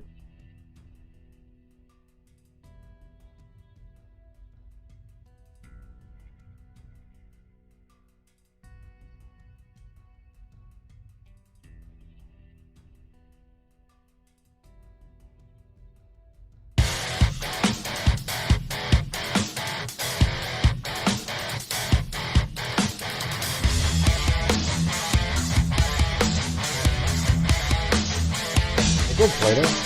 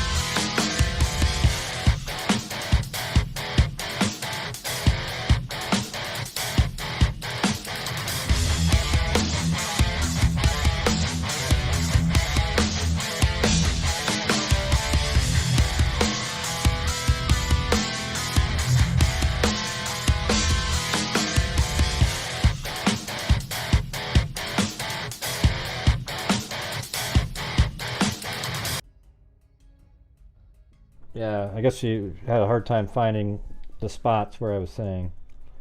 Because it looks like Main Street just becomes Harrington at some point. Huntington, I mean. It becomes Huntington. So you're on Main Street, and then Main Street just becomes, well, it's sort of, I guess Main Street sort of runs into, well, it's still called Main over here. So it's on Main Street, and then it becomes Huntington Drive. Then you follow that, and then you take a right on, earlier, it's weird how it got rid of, there was a name of a street there, and they got rid of it. There was a Harriman. Yeah, so right there's a Harriman Drive off of Collis, though. But you just take a right on Collis, and then it heads right up there. And that's the last sighting is on Collis Avenue. So there you go. Yeah, it is. Huntington does become Main. I'm looking at it. So you're on Main Street, and then it comes around, and it's Main, and then look at right, I don't know if you can see it on the map, but it's still Main here, and then it becomes Huntington Drive just after it passes Maycrest Avenue, basically. So it becomes Huntington. So it's the same, well, basically it's the same thing. You're on Main, you follow Main, and then it merges into a road, and that becomes Huntington. I'm looking at it. I mean, I don't know if the map's wrong or not, but that's what it says. Anyways, thanks up there to Rosie Girl. And if you're out there and you can help support the channel tonight, I would appreciate it. Trying to work through some stuff. You guys are the sole source of the income for my live streams. If you like the live streams, you want me to keep doing them, I try to get to, try to make it worth the while. If not, I can just make video, like 2 or 3 videos a day, and just do that. That's kind of the difference. As much chaos as these events may bring to what we observe, they really are organized thinkers, he said. Think of it not as impulsive act. They don't typically just wake up in the morning and go. There's going to be a presidential candidate in the county, in my district. So I'm just going to go over and try to kill him. Yeah, right. I mean, he obviously planned this out. I'm not sure what your profile's figuring out, though. And if we do this behavioral analysis, if he's searching for something to be infamous, then when he's searching for the Trump rallies and the Democratic National Convention, well, you don't know why he was the Democratic National Convention, he would have to know that he wouldn't be able to do a damn thing. To me, it seems like he would have wanted to go to it to watch and bask in sort of the glory and listen to people say, oh man, yeah, thank God we were able to get rid of, like that. And he sees that that one is going to be in his backyard. Now all his actions have come into place. Yeah, so maybe he was just doing general searching, and then he sees, oh my God, Trump's going to be here. And so maybe he was just trying to be like an anarchist, or somebody out there trying to just kind of screw up the government. That's doing terrible. The one that I put out today. The one yesterday did okay, but Jesus. I would imagine that some of these things are being assessed as they FBI gather this information. Howard also said it would be no surprise if the FBI eventually revealed Crooks was not politically motivated. Let's look at what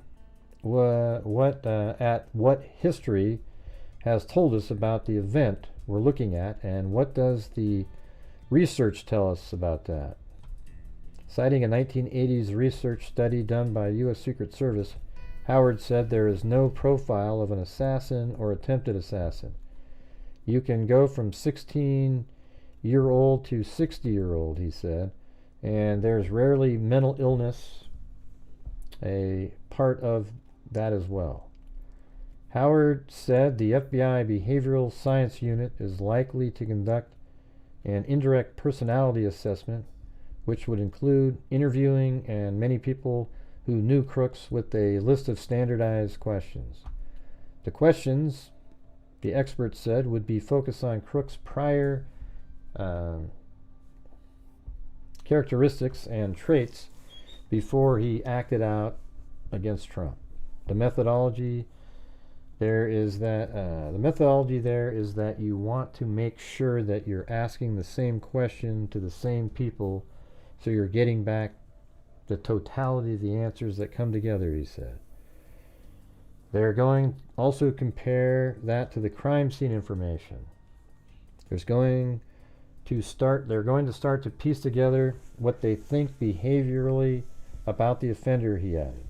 Once they get what they believe is the most information they can get, then they start to move into the motivational typology of what they believe motivated this type of individual. According to the FBI, investigators gained access to Crook's cell phone and laptop. Howard said that access to Crook's phone and computer will be tremendous as the investigation unfolds. The phone is a closer link to his mind, he said. If there are pictures, if there are plans, it will be tremendous when it comes to understanding offenders' behavior. There is also geofencing that they are able to track, he said. I know this is a top priority for federal government. Here's a second.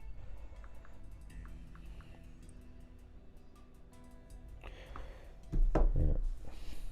While Crooks was registered Republican, his father has a registered Libertarian and his mother was a Democrat. All right. So they have all three in one family? Come on. Investigators have yet to pinpoint a motive for the assassination attempt.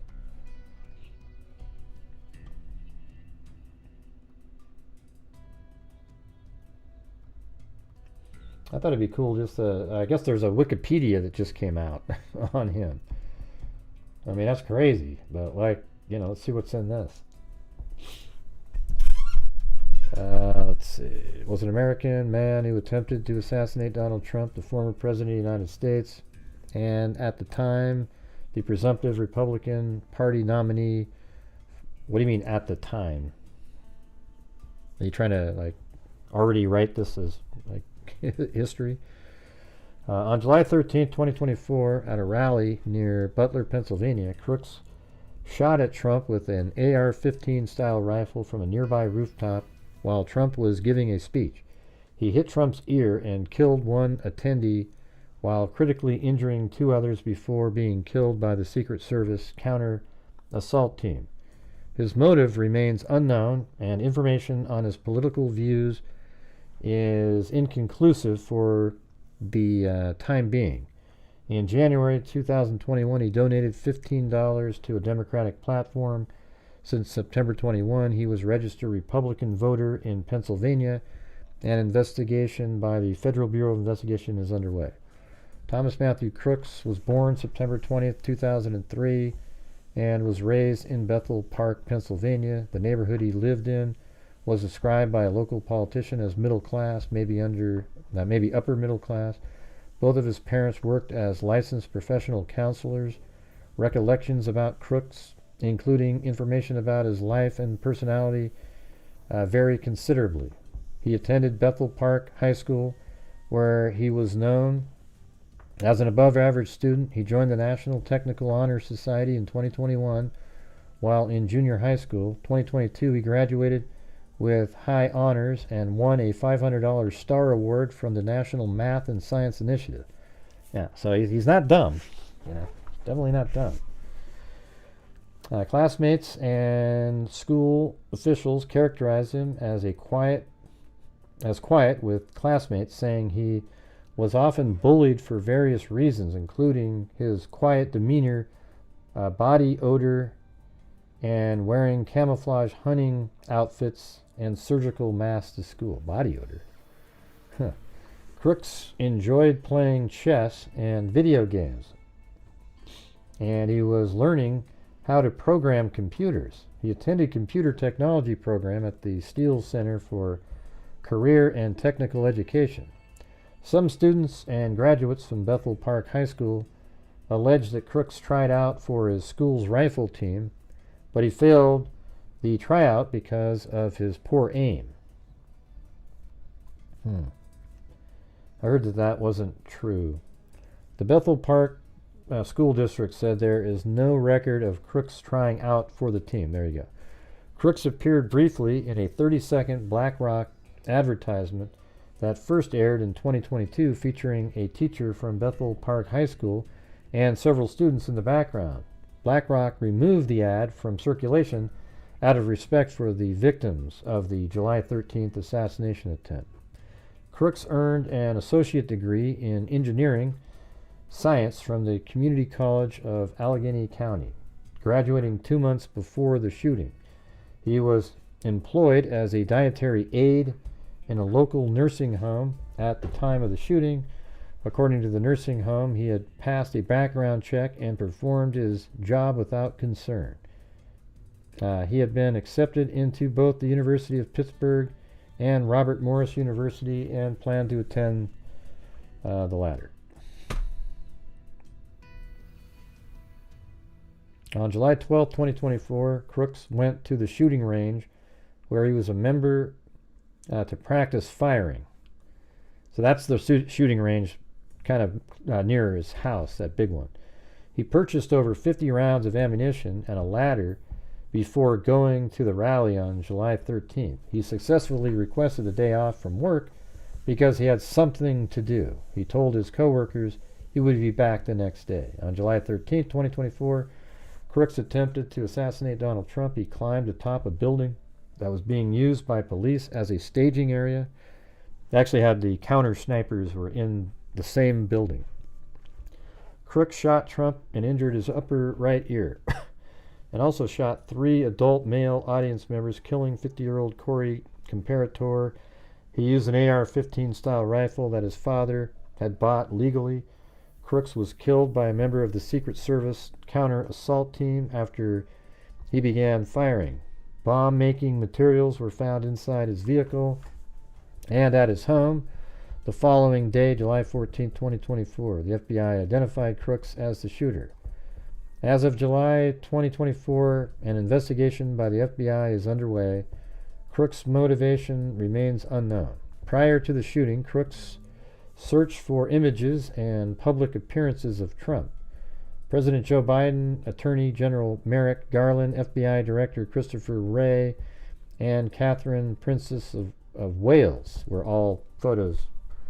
And there's also information regarding the Democratic National Convention. He also searched the internet for information on major depressive disorder and the Oxford High School shooting, with authorities finding an arrest photograph of Oxford shooter Ethan Crumbley on his phone.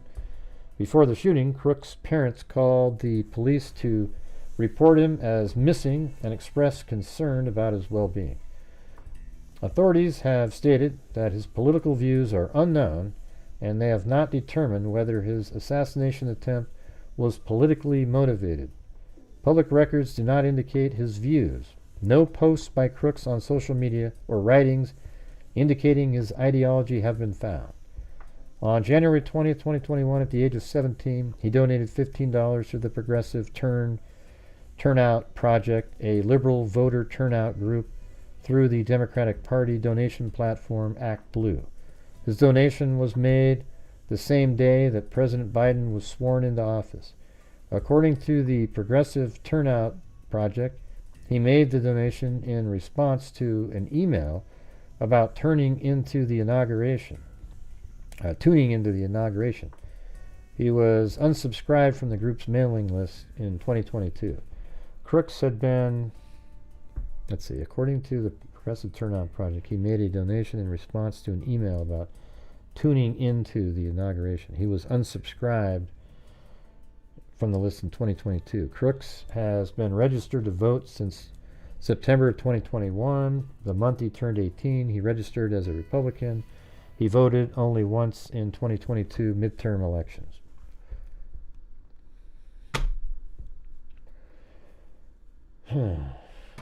I gotta make a decision. I think I need to just not keep doing the show and make some videos. That's just kind of the way it is, you guys. We're in a different time now. Because I can just take the same material that in the rest of these and make videos. It's actually better. Let me see what's in this. Somebody sent me this. Crooks. Oh, so there is some email.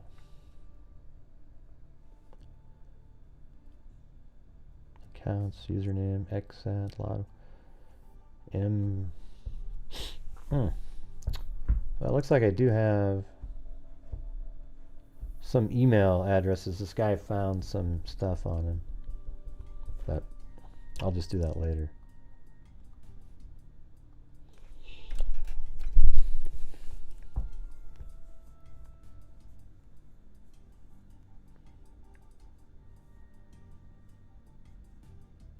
Nope, what? No, I can't, Zozo. I can just sit here for hours and hours and just rambling on. I got to do what's best for the channel, you know. You know how it goes. My husband also has COVID, so he has been a hot mess. Not sure what that means.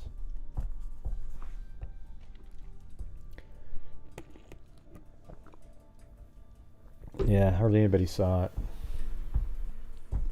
Today's a struggle. Yeah, let's see.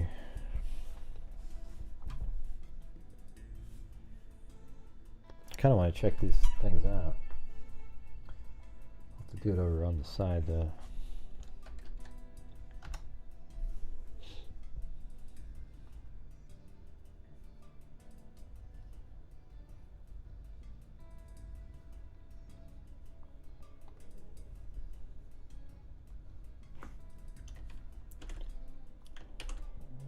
These email addresses.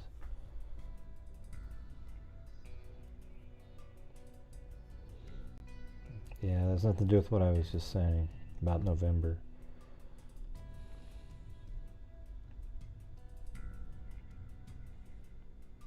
Yeah, so this is definitely his Google account, his email here.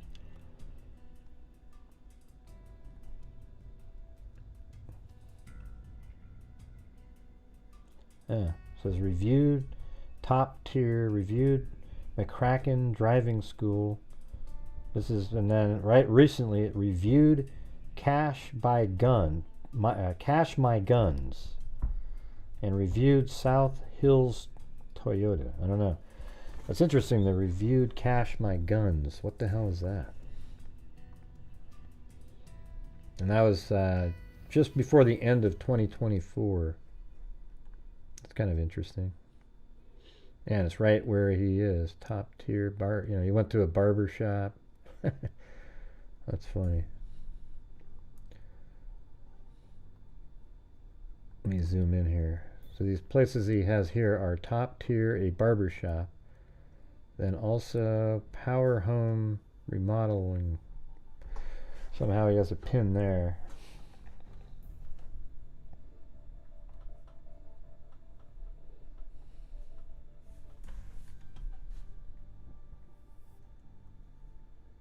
See this other one.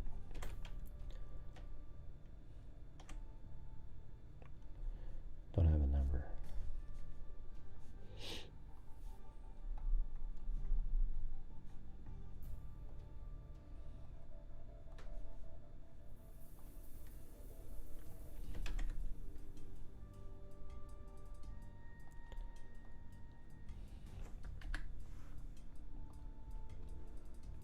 These are actual his emails addresses that I won't be sharing.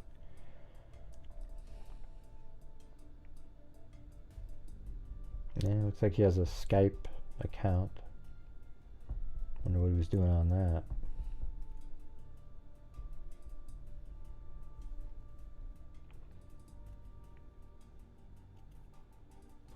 Yeah, that might be another one. Cyber background checks. So I think that's another one of his emails. He does have some emails in here.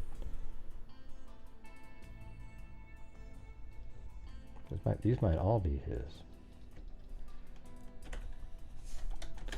Put those in there.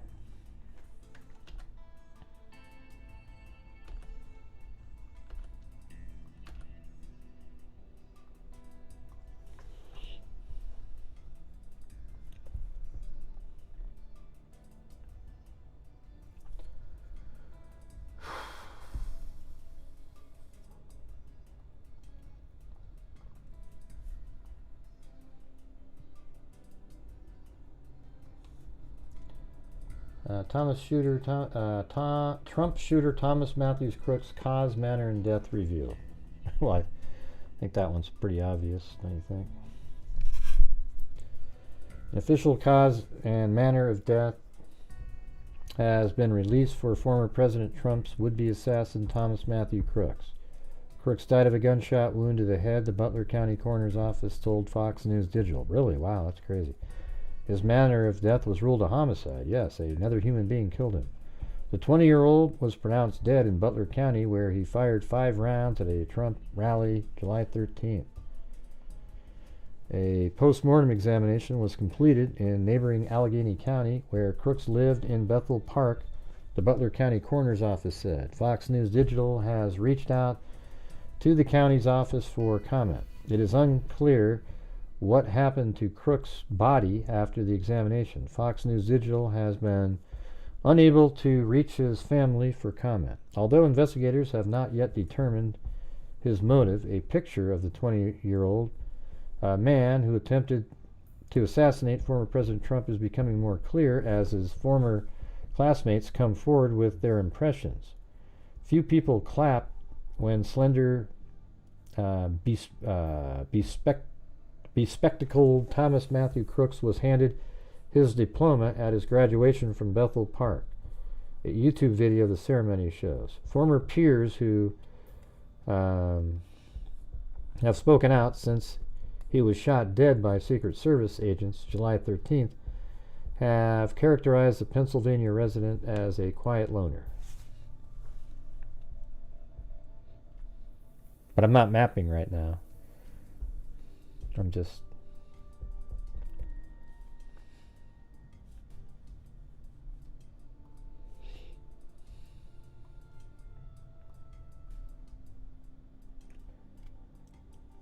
Juliana Grooms, who graduated 1 year after Crooks, told the Wall Street Journal people say he was the student who would shoot up the school, that he was bullied, and that he was an easy target. But a classmate who rode the school bus with Crooks and whose sister was close with the shooter told Fox News Digital he had been mischaracterized by classmates who are making up the most random information. He didn't talk a lot, but when he was talked to, he would make good conversation, the former Bethel Park high school student who graduated a year behind Crooks said Friday night. He was easy to talk to, he would make good conversation. He was very chill, very, very humble. That's what I see in the videos. He had friends on the bus in class, the classmates said. Not a lot of people knew him, but the ones that did never had negative experiences with him. You definitely have to be crazy to do what he did, but I was so surprised when I found out it was him.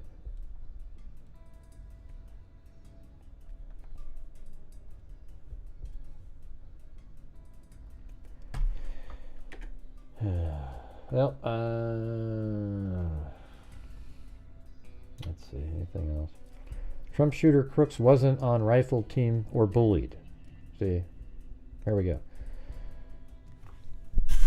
Bethel Park high school officials have contradicted reports that Trump shooter Thomas Matthew Crooks was bullied, threatening, and a member of the school's rifle team. In updated statements posted Saturday, officials said they have no record of Crooks ever trying out or being dismissed from the rifle team due to character or performance concerns. It is possible that Crooks informally attended a practice, took a shot, and never returned, the school said in its statement. However, the school added that they don't have any records of that happening. A statement also dispelled reports that Crooks made threats of violence against the school, describing Crooks as a quiet, bright young man who generally got along with his teachers and classmates. And according to the school, there was no indication in his grades or behavior that he was being bullied. According to our records, Mr. Crooks excelled academically, regularly attended school, and had no disciplinary incidents, including those related to bullying or threats, the school said. They added that it would be wildly irresponsible for them to speculate about Crooks' life outside the school since graduating in 2022. Reports about what Crooks might have been doing before he took a shot at former President Trump at Pennsylvania rally have included that he searched for porn and used a drone at scope out the event. It says at scope out event. Yeah. So that's sort of what it seemed like to me.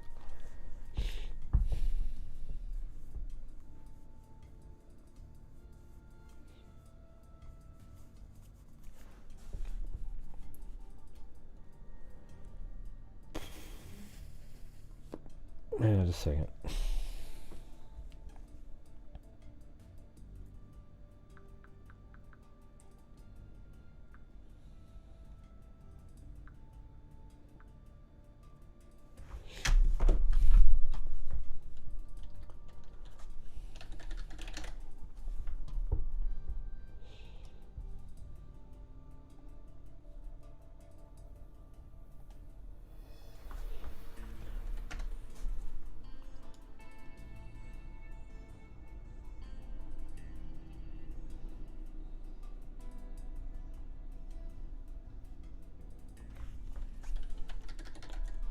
Now it looks like they're getting more images for the missing girl.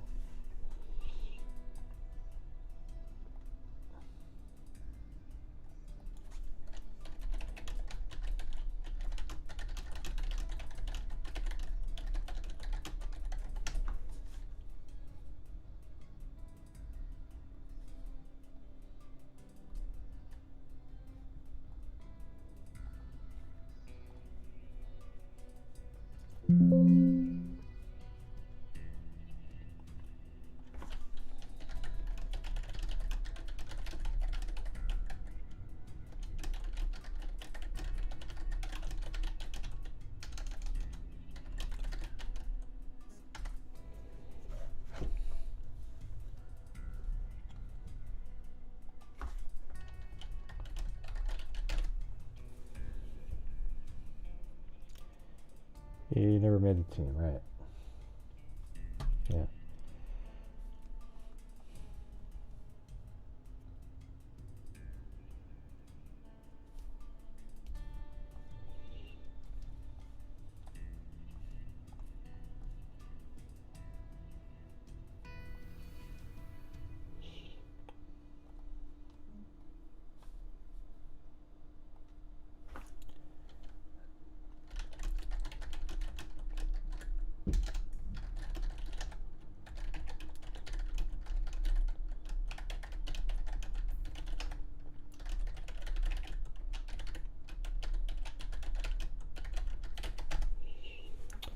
Let's see, he never made the team.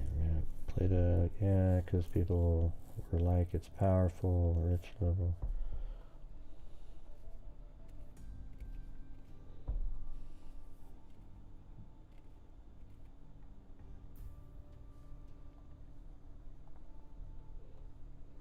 Yeah, I mean, it was crazy today. I was listening to Fox News, and it was like they were just saying the exact stuff like it's new that we were talking about a long time ago. I explained to you that those three slow, methodical shots were him trying to hit Trump in the head. Okay. Then after that, when Trump went down, he just went da da da da and just started spraying, and that's when Corey Comparator, who's way off the line, got hit. I think that's probably when the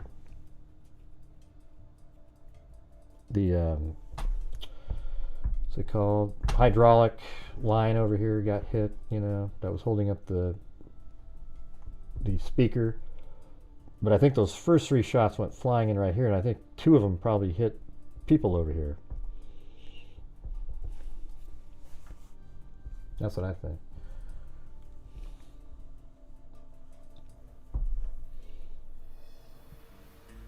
God, I hope so.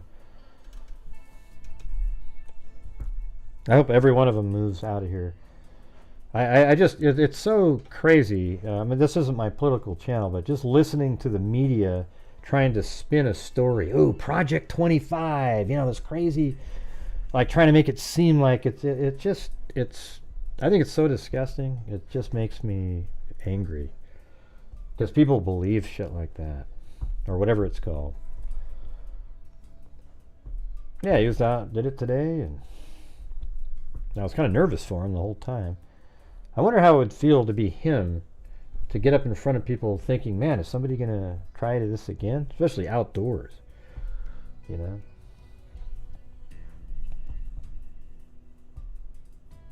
That's not going to happen, Rosie. Whenever you have the media in cahoots with a political party, it's hard to ever all get along because you just feel so frustrated and disappointed and angry just as a person, you know, as a people. You know, it just sucks. It's horrible. How do you allow, you know, I just can't do it, you know, it's disgusting.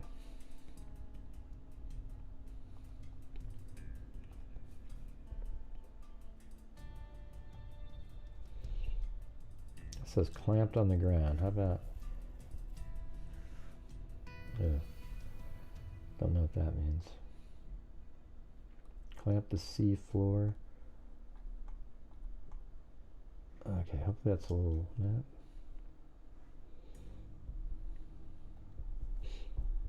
Clamp to the ground.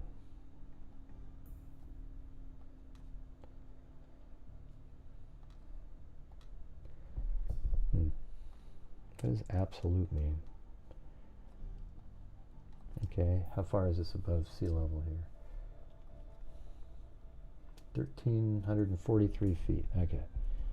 So that would be what, 400 meters?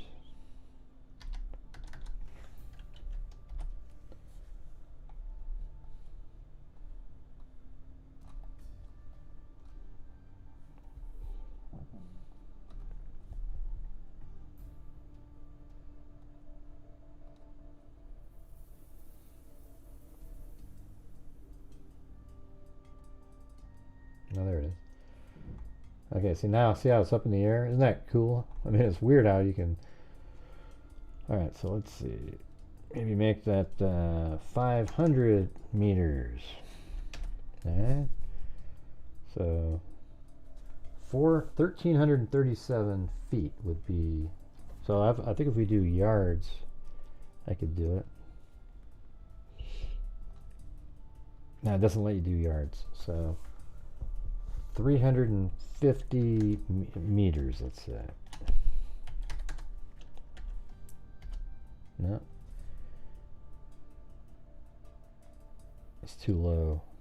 So how about 390 meters? Nope. 420 meters. Okay, now we're kind of...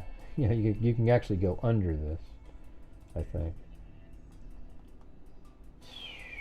Isn't that cool, you guys? Look at that, a tent made by the...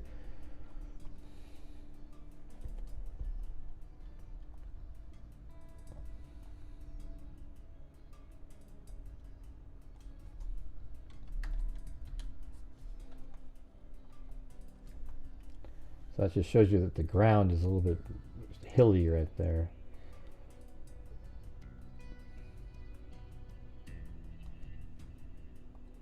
So how about like 411 or 12? There we go.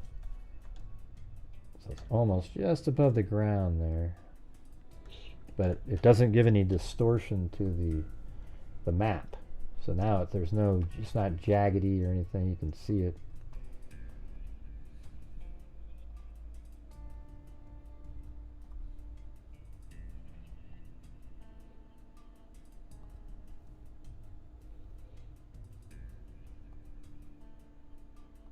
How about 411? Yeah, just right there in the corner. So that's just above the ground there. Pretty good.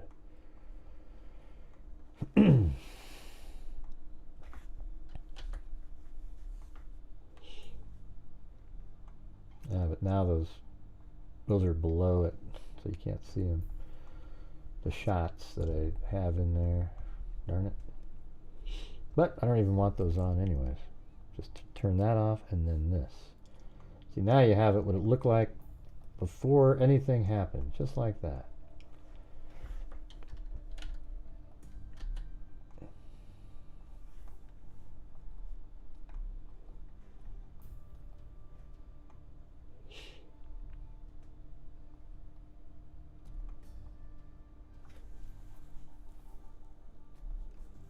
I was kind of thinking of making a model of this, just to have it permanently.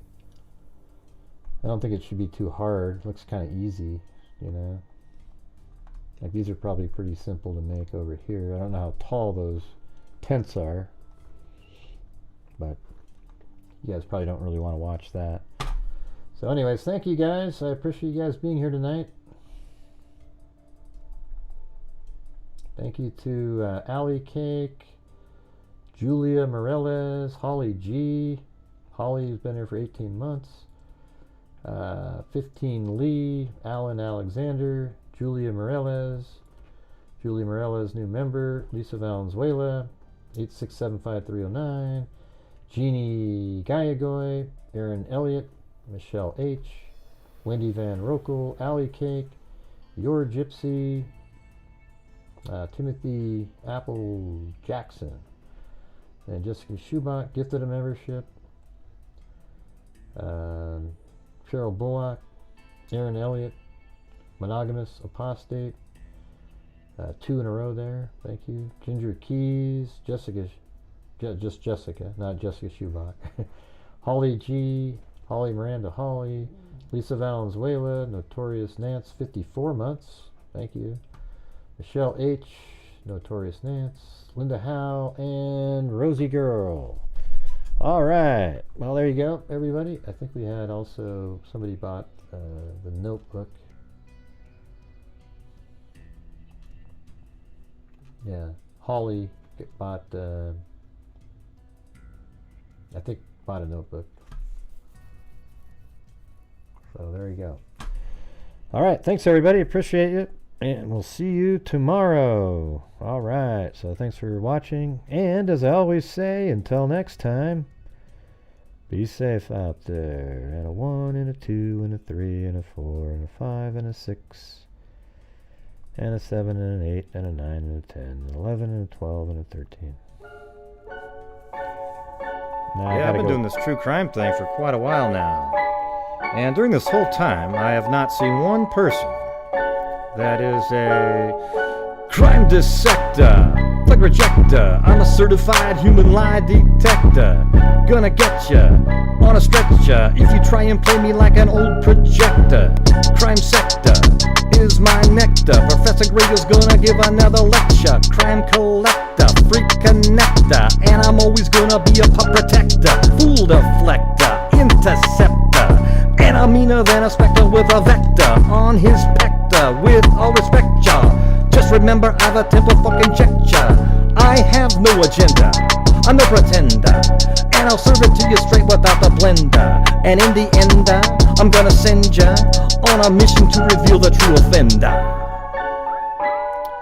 Yeah, so I'll just get right back to work. All right, everybody, talk to you later.